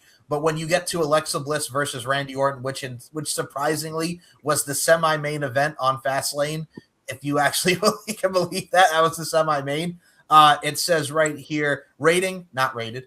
So Dave Meltzer didn't even give it a rating. He gave it a 0 because it doesn't count because he felt that wasn't a match. I get his point. I absolutely do. Nicola, go ahead. I see that face. Go ahead. Say something. This is the same man that's office looks like a fucking bomb's gone off in it, and he's saying that's not rated. Dude, you was in number one, you were in COVID times. Number two, they were dealing with that without having any humans or people in the crowd, and you're saying that's not rated. Don't suck my dick and clean your fucking office. I guarantee your house looks like that as well. You piece of shit. Shut up, you old fuckface. It does. When they were doing the documentary, if it was Dark Side of the Ring, they had to have some people clean his house because the fact of the matter is this: when you have these people come in for the documentary and he's got all this fucking clutter. Hi, Nicola. You have all this clutter around the house. Like, I think somebody had to come in because it's like, hey, man, we're not putting this shit where you're fucking papers are in the Wrestling Observer issue from 1995 and all this crap. So yeah, I think somebody absolutely did have to come clean his office. I swear, I'm not going to start drinking when I know one of you two are going to talk, because eventually it's going to end up one of these episodes is me spraying water everywhere because I'm giggling at you two. Well, yeah. Just like him. When I met you just went, yeah, Toby, let me explain. I was like, he did. But yeah, no, I think to go on to Nicola's point that really sums it up the best. This was COVID time. This was when they were at the Thunderdome. We come from where there was nobody in there at all. Then they started adding the PC students to make it look like an audience. And the Thunderdome was the best place for it. So I think we'll start there. Rob, your thoughts on, yes, this match was very short. It was very theatrical and very gimmicky. But your thoughts overall on just the fact of what they could work with the Thunderdome at the time. Man, it's kind of crazy to look back on that time in history now, because going through it, we thought we were never going to get out of it. Nope. And we eventually did. And to kind of go back and look to see what they were working with, they weren't working with much. No. But they still found a way to entertain. And I think at the end of the day, and I know there's critical acclaim about this match. Yep. A lot of people didn't like it. A lot of people thought it was great for what it was and what we had, to deal with at the time. It was fine. As far as Uncle Dave and his ratings, like we expected that. We expected that. I mean, personally, I think people get a little too invested in the star ratings. It's one man's opinion. We know he's biased. He's gone on record and said it. Like, it's not the aha moment that you think it is. So, suck my dick. Yeet. No, but that's my point too. It's like, look, this was also around the time. My favorite part of the angle was the fact that this woman threw a fireball in Randy Orton's face. He wore the mask. That's not wrestling. Thank you. He wore the mask to correlate with the fact that he got a fireball thrown in his face. It was perfect sense. And this man with a burned face and his eyes like this after Alexa Bliss's fight in Asuka. RKO's Alexa Bliss. And that was one of my favorite parts of that because it just heightened what we were going to get with Bray Wyatt, with Randy and Alexa. So it's parallels within the story. The whole thing starting with the fact that Bray Wyatt gets burned, The Fiend gets burned in the Inferno match, and then Alexa's bringing him back to life with the fucking Jack in the Box, and everything that went into that, and, looking into it and going, bring it back. Like, that was so cool. Randy Orton got possessed, for God's sake. And then he's talking to himself and looking at himself in the friggin' Titantron. And then the black goose is coming from his mouth. And then this woman's threatening to set herself on fire. Randy Orton tore down the friggin' Firefly Funhouse. She throws the fireball in his face. She friggin' gets RKO'd. She's sitting on the goddamn swing. Everything that went into this mind games and all around fuckery upon fuckery upon fuckery. For someone so short, I am so scared. Because Alexa Bliss played this part to the T, and it was on point from jump. So with that being said, Nicola McDonald, what were your thoughts on the promos leading up to this fine matchup? I loved it all, and I loved everything about the build-up. I loved everything about you do 6 and 7. I swear to God, I'm going to possess both of your asses. Just saying. That was titties. Titties. All right, okay. I'm like, I'm already possessed. Me too. It's great, especially this time of night. Yeah. Woo! Anyway, I loved the whole thing, the concept. That's my kind of thing. So, like Alexa being possessed and seeing Randy be possessed and him burning the Firefly Funhouse down and burning Bray and making him disappear. The fact, like you said, Mike, she's so small, but it was just. She's great. For me, it's the eyes, it's the gimmick, it's the movement, it's the childlike thing, because of the possession sometimes you go towards the child's kind of act and you're like swinging my legs on the swing while I'm actually staring into your eyes telling you're about to be set on fire. I love and seeing Bray come back through the floor as well every time. I'm like, but I do hate that so many people are negative. I hate that so many people went for Alexa when she was doing her fucking job. That's all I'm going to say on that. She was doing her job. Grow the fuck up. Fuck off. We were in a time when there was no one around and she was doing something amazing. So screw you, you haters. Suck my dick. Yeet. and suck my fat one. Damn straight, right here. All right, you know what? I didn't want to go into it too much. That's why that was me being light about it. Let me But tell you something right now, IWC. Beating around the bush. For all you I was haters, beating around. I do like a bush, but you're beating around the bush. Yo, pause. yo, man, sometimes you got to go piss in the bush, man. Which- Is this your bush? In Is this there, your- done that. Yeah. You're like Jamie Kennedy and freaking Harold Kumar go to White Castle. Is this your bush? Is this your special bush? Anyway, Harold Kumar aside, I only got one thing to say to all you haters drinking the haterade when it comes to this match. Suck my dick from the back. No, Chris. Oh, you walked into it. Rob is doing it again. Wait, is Rob frozen? But to your point, we're in a day and age where, like we mentioned, the COVID times, and we've seen this even years prior from the Ultimate Deletion and the cinematic stuff that we had. Like, you had something cool here. It was different. I know it may not be some people's cup of tea, and that's fine, but don't ruin people's good time. I'm with you, though, like you said, if we were all, so that for all of us, we're all locked up. I mean, we're all struggling through COVID. We're all not allowed to do anything, barring living in four walls. That was a release. Wrestling was a release, even for the wrestlers, for us as well, because we had something to watch, something to keep our minds going. I understand, like you said, a lot of people do not like the darkness, the paranormal, the demons, all that stuff. But someone like me, like Rob, like you, we love all this stuff. It's a big part of us. Well, a big part of me. The same people that crapped on this were the same people that crapped on the Undead Realm in 2019. Like, The Underworld was fucking amazing. it was. These are the people that crapped on Lucha Underground for all the people dying on Lucha Underground. When Johnny Mundo killed Vibora and all that stuff. Like, it's a soap opera. It's one big soap opera. Like, it's not that serious. I heard Mike Epstenhart, and shout out to PW Insider. They do a lot of great work. But he was like, you know what? I had to cancel watching TNA because they're doing a friggin' resurrection angle on there. And I'm like, Mike, you know what you're going to get with there. There's hokey stuff. It's the Rosemary character. You may not like it, but so what? They're doing a resurrection. And like we mentioned at the top of the hour, it's a 7-year story that they're going back to with the main key players, minus Kiera Hogan, but with the main key players. And people love that storyline. So let it breathe, man. Let it breathe. Like we said before, a lot of it is people don't understand and the concept of it. Like, if you understand and you're into like spooky, paranormal, all of that stuff, then yeah, by all means. But you need to understand what they're doing and the concept of it for it to make sense. And for people like us, we understand it, we love it, and it is the way it is.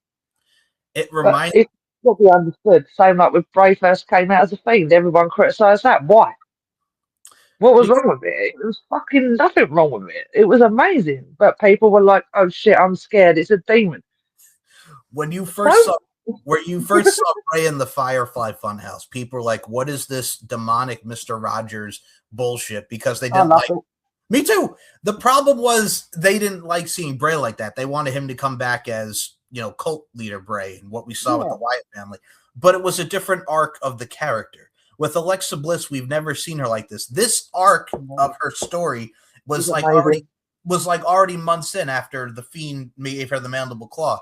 So you have this new direction of her character. She's learned from the Fiend, and she challenges Randy Orton to a match. I remember when I watched that promo on Raw, and I'm like, how the hell is this going to work? Alexa Bliss versus Randy Orton at the pay-per-view. Now, mind you, there was literally one fucking wrestling move in this freaking match. It was a shove and then the Sister Abigail. But what they did to really heighten what would be the WrestleMania match, even though that WrestleMania match was a dud, and I still hate the finish of that match, it was accomplished what it needed to accomplish. So with that being said, there were some people that were critical of it, and we're going to go to our very own Moses Marquez, because I was on this episode of Max Wrestling. So this was the aftermath of it. So we did an episode. This was the go home for Promo Mania in 2021. Now we were talking about Randy. Yes. So we were talking about Randy and Bray, and we had gotten to the fact of like, Mo was like, I can't believe people enjoy this. And he also, Teddy, shout out to Teddy P. Teddy P got a nice little shout out in this. Hey, Teddy. Love you. Hey, Teddy. Hey, Mo. Here is what Mo had to say, and it cracks me up every time. Sami Zayn have renewed their rivalry, which was cool. Okay, a little random, but okay. But now we're getting Logan Paul involved, and apparently he is going to be involved in the match at WrestleMania, not just on SmackDown tomorrow. Okay, way to kill the only match I fucking gave a shit about. like, look, dude. Let me start out by saying this. I want to thank the Paul brothers for making boxing relevant again. Do not shut up, Moses. Please. I don't need you to internet size my wrestling. Okay, I'm already on fucking thin ice with fucking this goddamn company. Like, I stated in the Discord chat while watching AEW, if I fucking see bugs or snakes in the goddamn ring in this Randy Orton Bray Wyatt match, I will never watch a main event roster pay-per-view again. He did say that is a fucking shoot right now. Well, you know they're going to play off the WrestleMania bout. If they do, like, again, I'm not watching night 2. I've had it. I've had it. Either you're going to give me something fucking really goddamn creative, you're not going to give me anything retarded. Because if you give me that, I'm done. I am done. Yeah, I got some bad news for the you, fact bro. that like people are loving everything they're doing is fucking beside me. It makes no sense at all. My man Teddy P over here defending the obvious sexualization of a goddamn 13-year-old being Alexa Bliss straddling a half-naked grown man.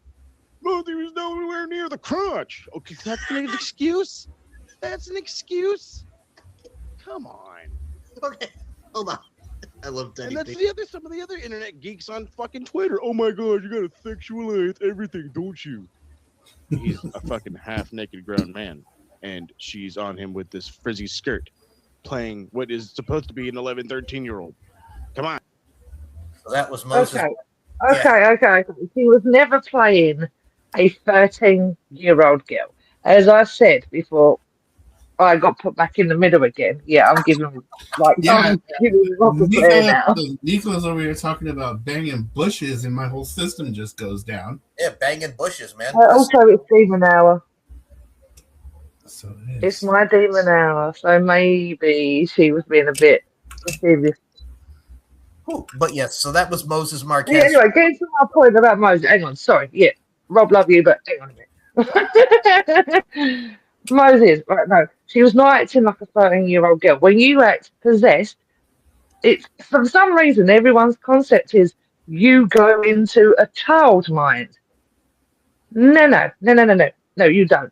She was not acting like a 13-year-old girl. She was acting like a person who was possessed by the fiend who had her own playground. Yes, I get the concept of that. But adults walk through playgrounds too. Vecna did. Pennywise did. Every horror film ever did. So my Shut point up, is, Moses, before I'll kick you up the arse. Joking. From years ago. Love you, Mum. But still, Mum, no. So from this being You 5 can years watch this and go, why the fuck is she why is Stephen telling me off? So from 5 years ago, when I heard this, For something 5 years ago. something 5 years ago. But my thing is, and before I get to you, Robin, I want to ask you this. So her attire, it was very reminiscent for me because as a kid growing up, we all watch our children's programming. I remember the big comfy couch, Lynette, and everything, friggin' Lynette and everything, and Molly. Like, it reminded me of that, but you take it to a darker realm. But I thought it was cool because Alexa added her little twist and turns on everything. So it reminded me of Lynette, but darker, if that makes sense, like the big comfy 100%. couch. 100%. So, Rob, your thoughts on Mo and his comment 5 years ago that Nicola wants him to burn? Yeah, that was the average. That was the average thought of a lot of the IWC at the time, which is fine. They're entitled to that opinion. I mean, it's not right, but they're entitled to it. They're entitled to that. It's not right. I'm going to say one thing upon this out. Mo, I do not want to burn you. I was talking to 5 years ago, you. But if you keep annoying me, then maybe the demoness might come and kick your ass again. But I don't know. Not right now. Well, so I'm scared. I'm going to admit one thing. The only time I've ever been scared when it comes to Alexa was seeing her on her knees in that big ass star summoning with the box, and that was the only time I sat there frozen going, yeah, you just took this to a darker place and it's going to fuck your head up immensely. And it did. Yep. And then she just goes, bring him back. Like, it was great. Like, the whole entire thing. Rob, your thoughts on That's what I love because she was summoning and she was doing the possess thing, which I know a little bit about. A little bit. Rob, your thoughts on the promos leading up to this bout?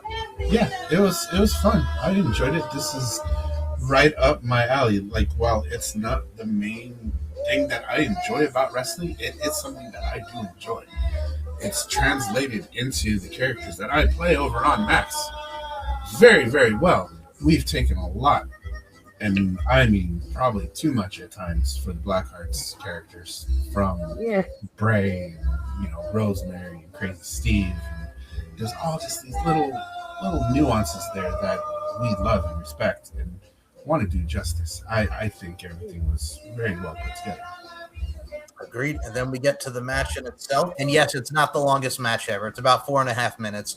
So we start off with Randy Orton coming out, and he's doing his pose, and then the goo drips from his mouth again, and then Alexa comes out. We get to the ring, and then she pretty much throws the fireball in his face, and then Randy hits the turnbuckle, and then just walks around the ring, and then the light structure comes down, boom, right on Randy Orton. And he goes, are you trying to kill me? Which was the best part. Yes, she is, Randy. Yes, she is. And then they're walking around. You still was being robbed in this guy. Yes, she is. And then she's like, come on, Randy. Then she's walking around the ring. My favorite part, she's treating the ropes like a swing. She's sitting on the ropes like it's a swing, and it was hilarious. I loved it. And then Randy Orton gets in the ring, and then all of a sudden the hand comes out from under the ring, and it's the burnt fiend grabbing the leg of Randy Orton. And then Alexa Bliss does her one move of the match, shoves Randy Orton into the Fiend, Sister Abigail, and then Alexa Bliss pins Randy Orton 1, 2, 3. So in their one and only encounter, Alexa Bliss can say that she has a pinfall victory over Randy Orton. Rob, your thoughts on this overall sequence for how short it was? It was what it was. It did what it needed to do, and that's really all you can say. Yeah, I mean, there's not much more to it than that. The build up to it, I think, was a little more impactful than the match, but this is one of those instances where the build up does kind of matter more than the match, because this kind of set up. This was like the precursor for everything that came after that, with the Fiend kind of generating things like that. Well, were you guys kind of shocked that you had because they weren't doing a lot of intergender stuff, and I mean, you would see sequences, but not really like full on matches. Were you kind of curious to how they were going to do this, because WWE really isn't doing a lot of intergender stuff? Yes, because we know that the other company kind of does it sometimes. Yes. And we've seen other companies do it. So, yeah, we were just kind of intrigued, like, okay, how is this going to work? And, when we see it in the other companies, like, there's not, like, such a huge body differential between somebody like Randy Orton and Alexa Bliss. You're talking Alexa Bliss, who probably goes 5'2", and, Randy's like 6'7". 6'7", and also the fuck you. Had to sneak it in there, but I don't think he's that tall. But it was interesting to kind of see how they were going to pull that off. I think they did pretty well. Well, I actually have to give a comment that you both made, was the fact that it's 5 years ago, and that Randy Orton, how he looked then to how friggin' old he is now, is absolutely crazy. So hench now. Yeah, he did not look like that then. You know why I love this match so much, even though it was short and everything? For me, the Fiend was hurting. That, to me, was just like a, fuck yes. But even though he was only burnt for that one episode, and a week later he was so full, Fiend up again, and was like, yeah, I can move again. Fiend up. I like that. Do you think this is even just ridiculous, of the fact that this was so well executed for what it was, and then we got the WrestleMania match, absolute dog shit, and then it was just this and the goo and then RK 1, 2, 3. I seriously hate it. I hated that match so much, still do. But I do love the fact that right after that, Bray comes back again, he's back in the fire, and he's like, yeah, she betrayed me, and we all had it in our heads then, he's going to go after her now, he's going to be like, yeah, fuck you, but then, yeah, at least. What happened after that? I will always say this about this match. It definitely was impactful for the Fiend return. It added another layer to the character, and sometimes that's the best work is something that brings more to the character work than the actual physical. Wait, he got fired after this, didn't he? If I remember rightly, it wasn't. Yeah, well, still sulking about that as well, but yeah. But we will also go into which made no sense to any of us. No, because it's like you had so much to yeah, so much to give, and then they just went, yeah, see you later. But then again, they like to do that shit, don't they? Well, we could say fuck you to Vince McMahon for that decision back in the Yeah, day. fuck you, Vince, because you fucked up again. What do I? Well, someone who we thought fucked up. We're going to read this now because I got to get Nikla's response. Because sometimes we say the character work is better than the physicality in itself, and that's what really encompassed this matchup. And I will say, if you're a hater and you hate this match, do you. But if you really want to go back and watch this match, please do, because you will definitely enjoy it for the fun that it was, because it was so fun and so entertaining. But someone who was not having fun or entertained, we got to read a tweet from 2021 from the one, the only Kim Orton, the wife of Randall Keith Orton. So after that, we saw of her just sitting on top of Randy like that, Kim Orton wrote, "Alexa Bliss, you might have just fucked up, little girl." You want my response to this? Yep. Go ahead. All right. Okay. Number one, Randy Orton's wife. She knows the business. She knows what he's doing. She knows exactly what the storyline was, probably because I guarantee Randy probably told her to react like that was absolutely fucking stupid and naive. Alexa is played to do what she's doing. She's playing a character. There was no sexuality about that. All right, maybe in a sense, but nothing that was so bad that she deserved that. And Alexa was hated for that for at least, well over a year. And she was getting abused and stuff, all because she did her job, which was a storyline. Emphasis on storyline. No, I got to add. No, she did not. Alexa didn't deserve any of that hate. She was just doing what the storyline said to do, and what Bray wanted her to do, and what Randy wanted her to do. So, Kim get off your soapbox. So here's my thing with that. As I'm looking at that, this is the Bray Wyatt pose. She's literally doing the Bray Wyatt pose on Randy Orton. Like, hello, Kim. Also, Kim, if you look at what Bo's doing now, he does it too as Uncle Howdy. So fucking no, suck my dick, you. Get over it. And apparently, you've been around this business how many years? And apparently, looking at this clip in the story from the U.S. Sun back in the day, around this time, WWE edited out the pin and the last moments of the match on their YouTube and Twitter. They had to edit that part of the match out. Yeah, they did. Oh, maybe I'm looking at this wrong. I don't see what the big deal is. No, I mean, all right, yes. No. I didn't see the problem either. All right, I'll put it another way. Is she naked? Is Alexa naked? Then fucking what? Then shut up. Yeah, she's a wrestler. She's doing, like you said, the Fiend does this every time, whether he's standing or whether he's sitting on his knee. Uncle Howdy does it now. Like, come on. Exactly. So, sorry, but shut up. Shut up. We had bigger problems to deal with back then. We didn't need to be worried about the fact that Alexa Bliss sat on fucking Randy. Sorry, there's bigger things in the world. No, shut up. Love you, Alexa. Mad love. So one final thing we are going to address. We ranted on him earlier. This one final clip from Brian Alvarez from 5 years ago talking about this match. I love our rants, and I wouldn't rant with anybody else besides you two. Maybe Paul, maybe Dan when he's 5 or 6. Friggin' glad I digress. But here is Brian Alvarez's thoughts, along with Lance Storm, if we could be serious for a minute, on Alexa Bliss and Randy Orton. Well, the show turns back to the other direction again. Oh, it went far past where we had been prior. Randy Orton, Alexa Bliss. You didn't get your leapfrog. Bro. So Randy Orton comes out and literally starts barfing up a black goo before the match has even started. Like, great, a barf spot. But you know what? The bomb didn't go off in AEW, so I guess we should celebrate this. So Alexa comes out, they ring the bell, and if you were watching, I'm sure you saw, everybody, that there was no live up in the corner because this was a shitty pre-tape. Randy comes out, tries to walk across the ring, gimmick fire blasts up.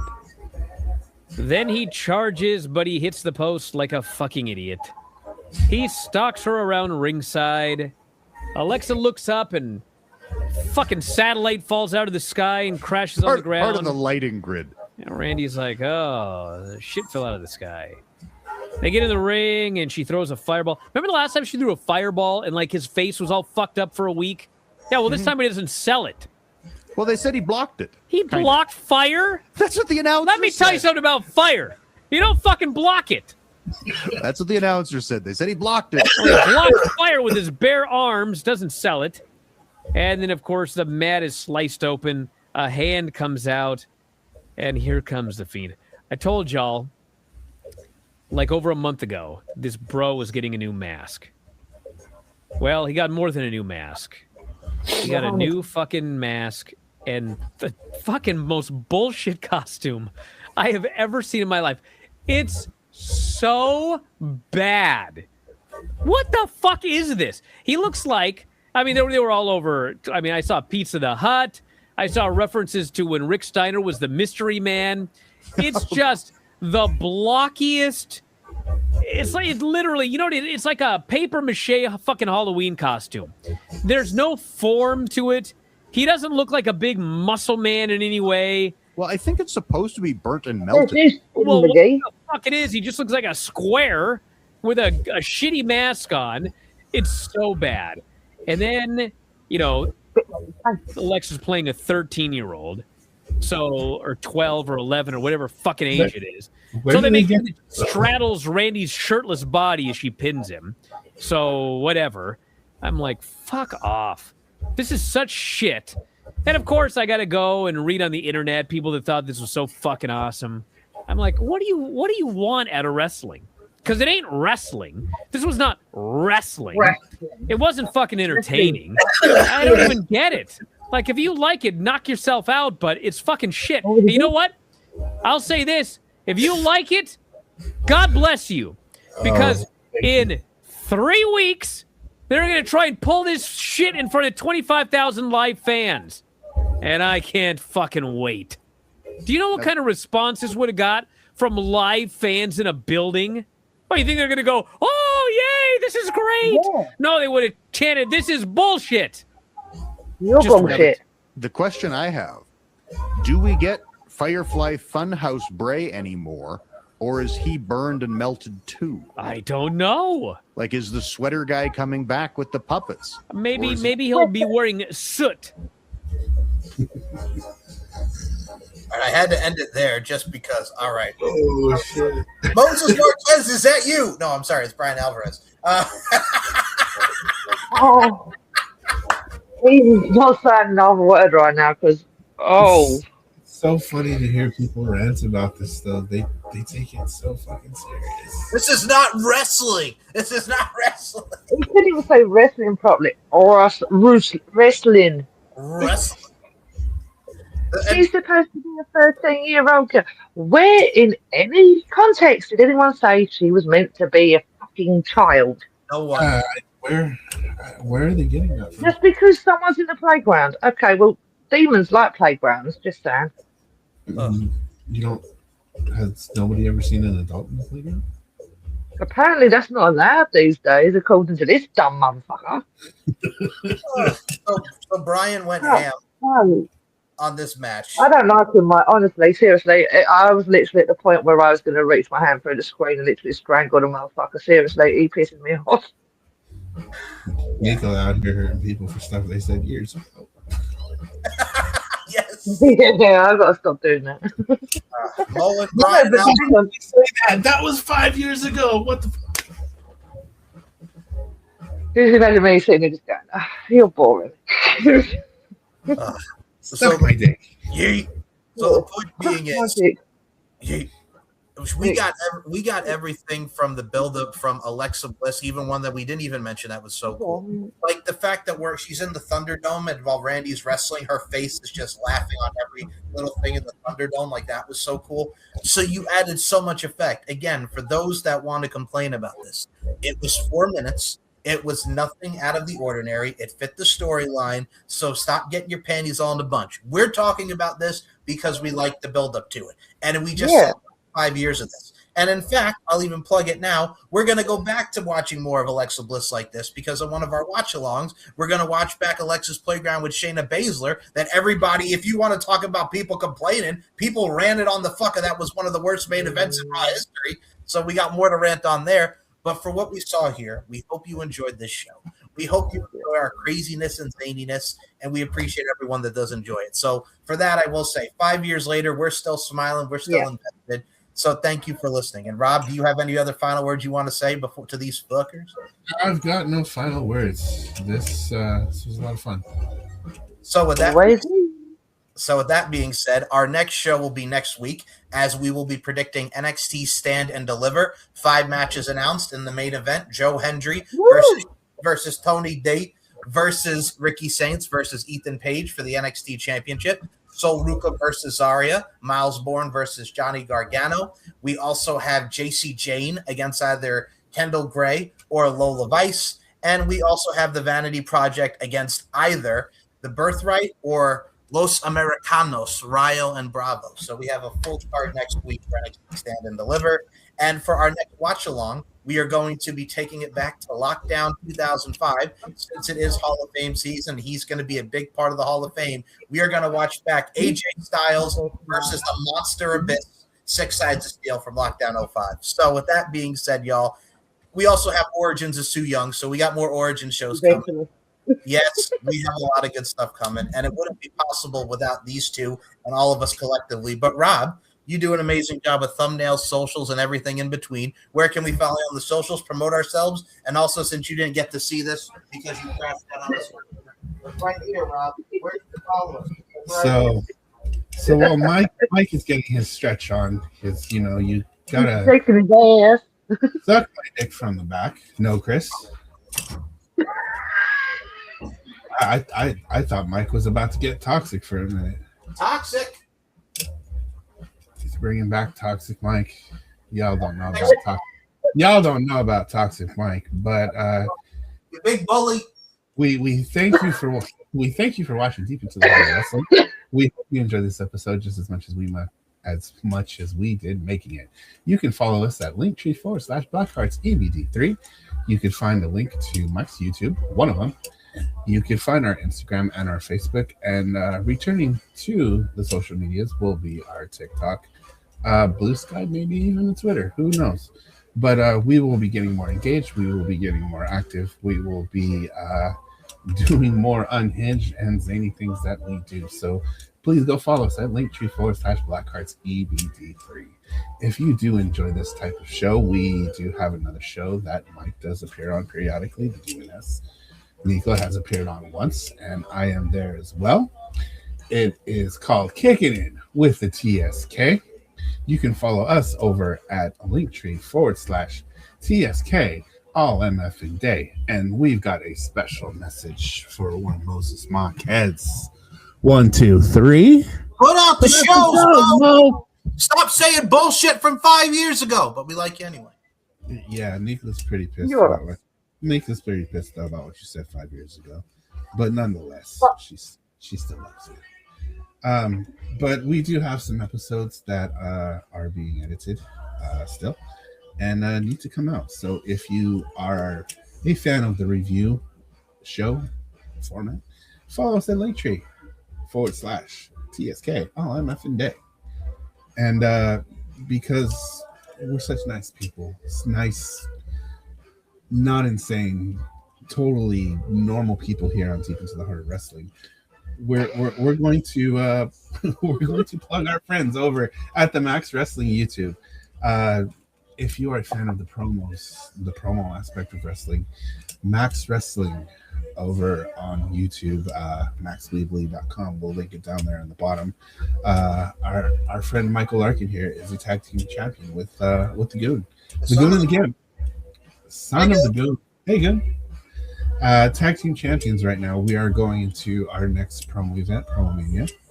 The Demoness, Nicola, is still hiding. She did make an appearance, and she's gone back to hiding. Who knows how long? We'll see. I am currently the international champion. We will be going into our next event, Promo Mania, number 11. We've had 11 of these things. I haven't done all of them, but I've done quite a bit of them. So if you are into the promo aspect of the business, go follow us over at Max Wrestling. Doing a lot of things over there. And we're plugging their show, even though they don't plug us. Thanks, dickhead. But but nonetheless, if you do enjoy that format, please go and check them out. They're doing a lot of cool stuff over there. They just celebrated 11 years, and to have 11 years doing something consistently is no small task. So congratulations, dickheads. You've done a lot of really cool stuff, and those of us that are a part of it, we're glad to be a part of it. So thank you. I felt like Vanna White or like The Price is Right. Here's the board over here with Promo Mania. Anyway, go ahead. Here's the Promo Mania poster. Here's the Promo Mania board. That we're all on. Or are I'm we not on that one. You're not on that. No. Unacceptable. But then I'm not. But like you've already pointed out, the Demoness has gone back into hiding for now. But if she's needed, then she's needed. But for now, we're in the darkness. And we like. That's how we'll be supporting both of these two, though. Because from the shadows, we will answer. Well, Rob, hold on a second, Rob. Before you even get to you want to talk about your opponent coming up on Promo? Scouse Mysterio, mate. You got to talk defense, Rob. Oh, Scouse. Good old Scouse. Good old Scouse Mysterio. Scouse Mysterio. You know what? I did see what old Scouse had to say, and I think I'll be addressing old Scouse Mysterio momentarily. So if you want to go see what I have to say to Scouse Mysterio, who has apparently challenged me for the international title, go follow Max and go follow him on Facebook. I believe they got an Instagram. Go follow that. You got to go follow that to go see what I have to say to my pal Scouse. Well, I might be on Promo Mania. I'm waiting for bitch ass Capone to accept my challenge. Bitch ass Capone. I'm gonna say it, man. I gotta say, listening to him, it's like watching a bowed up version of The Sopranos. Not gonna lie, it's really like a bowed up Sopranos mixed with Dukes the Hazzard, mixed with friggin' Smokey and the Bandit. I'm on a whirlwind of references here, Roberto. Do you hear the banjos in the background? I hear the banjos. I hear the Beverly Hillbillies. No, it's not Beverly Hillbillies. Come on. And they just ain't whistling Dixie, I tell you. I ain't whistling Dixie. I'm in there like swimwear. I'm rough and tough, and I'm ready to spit my stuff. Woo-hoo. I don't even know how to follow that. So, do you want to talk about Ragabee Rob? You got Ragabee Rob. Ragabee. You know what? We did all that, and I'm gonna close by promoting myself because why not? Come on. Why the fuck not? What? So if you want to follow what I'm doing, you can find me at linktree/Hey, I'm Rob. So I do a lot of musical endeavors. I wrote the music for Deep Into the Heart of Wrestling, the intro, the outro. For our good friend DC. Hey DC. I wrote his intro and outro. I'm working on an intro and outro for Uncaged. I'm working on one for the RWT podcast. Got a lot of musical endeavors going on. I sing and play guitar in a death metal grindcore band called Consuming Fire. If you're a fan of that, check out my linktree/Hey, I'm Rob. If that's a little bit too spicy for you, I do have another side project that's a little more ambient, it's a little more sad boy. If you're sad and you want to sit in a corner and cry in the dark, I've got a project called Ragabee. We just recently put out an album called The Glass Heart. It's available on all streaming platforms. Did I mention it's going to be on my linktree/Hey, I'm Rob. I've got a lot going on. We're doing a lot of really cool musical things. So go check it out. Cheers. Cheers, Roberto. Cheers. Now, Nicola, where can we follow you on the social media fronts? The floor is yours. Are you sure you want to do that? Never say. Yes. No, kidding. Where can you find me? Make them say, Na na na na na na. Where can you find me? As obviously I've just said, Rob and Michael pointed out as well. Yeah, I'm hiding in the darkness, and I will reappear when I'm needed. But I will be watching, supporting these two, obviously. But yeah, the Demoness did appear for just to annoy some people. My bad, Cypher. Anyway, yeah, it's Demoness there. And my main one that Michael put down there. I've seriously got to learn it, but that's it. Yeah. Oh, I've got Twitter, but I don't really use it much. But still over there. Which would be Nicola Mac 85. 3. 4. 3. Ah, shit. What out? Okay. Fuck you, Elon. Fuck you, Elon. The links will be in the description for the DMNS as well as Roberto Davis. Now, speaking of Roberto Davis, an episode that will be airing this week and is going to be edited as well. Rob joined Dan with I to talk about the history of the Bullet Club. That was a fun one. Someone missed that episode because she was asleep. So Rip Van Diemen over here was supposed to be on the show, but she was out cold, but that's okay. So we'll have you on the next one. But that will be coming out this week, as well as Dan and I talking about what we would have done with John Cena's heel turn from last year, what we would have changed, what we like, what we didn't like, and so on and so forth. So that'll be out. Steve and Mike will be back, my tag team partner, the son of the goon, ICP. Him and I are going to be doing some more shows soon as well. I know he's simping. I know he's conspirating. I know he's doing things that he shouldn't be doing. And there are some things that make him happy, like Stacy Keebler with her legs, and she knows how to use them. But when it comes to the son of the goon, you never know when he's going to appear. But we do know why his pages are stuck together. Yes, I went there, Anime. So if you want to check out On the Mic with Mike, you could go to so many different shows on the S&M Network shows.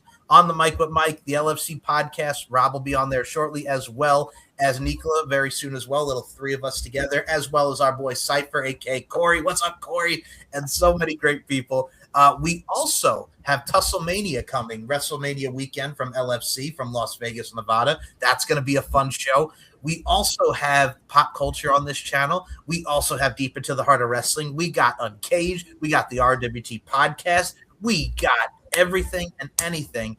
And we thank you so much for watching as well. SM Show 1 or MCL92 on the Twitter, Larkin_92, MLarkinMB on the Instagram front. We will see you next week for some stand and deliver predictions. And remember, it is 7 p.m. Eastern Standard Time, 4 p.m. Pacific, and probably around 11 or 12 Nicola's time. It's going to be on YouTube, so check out NXT Stand and Deliver next week, and it's going to be a good show.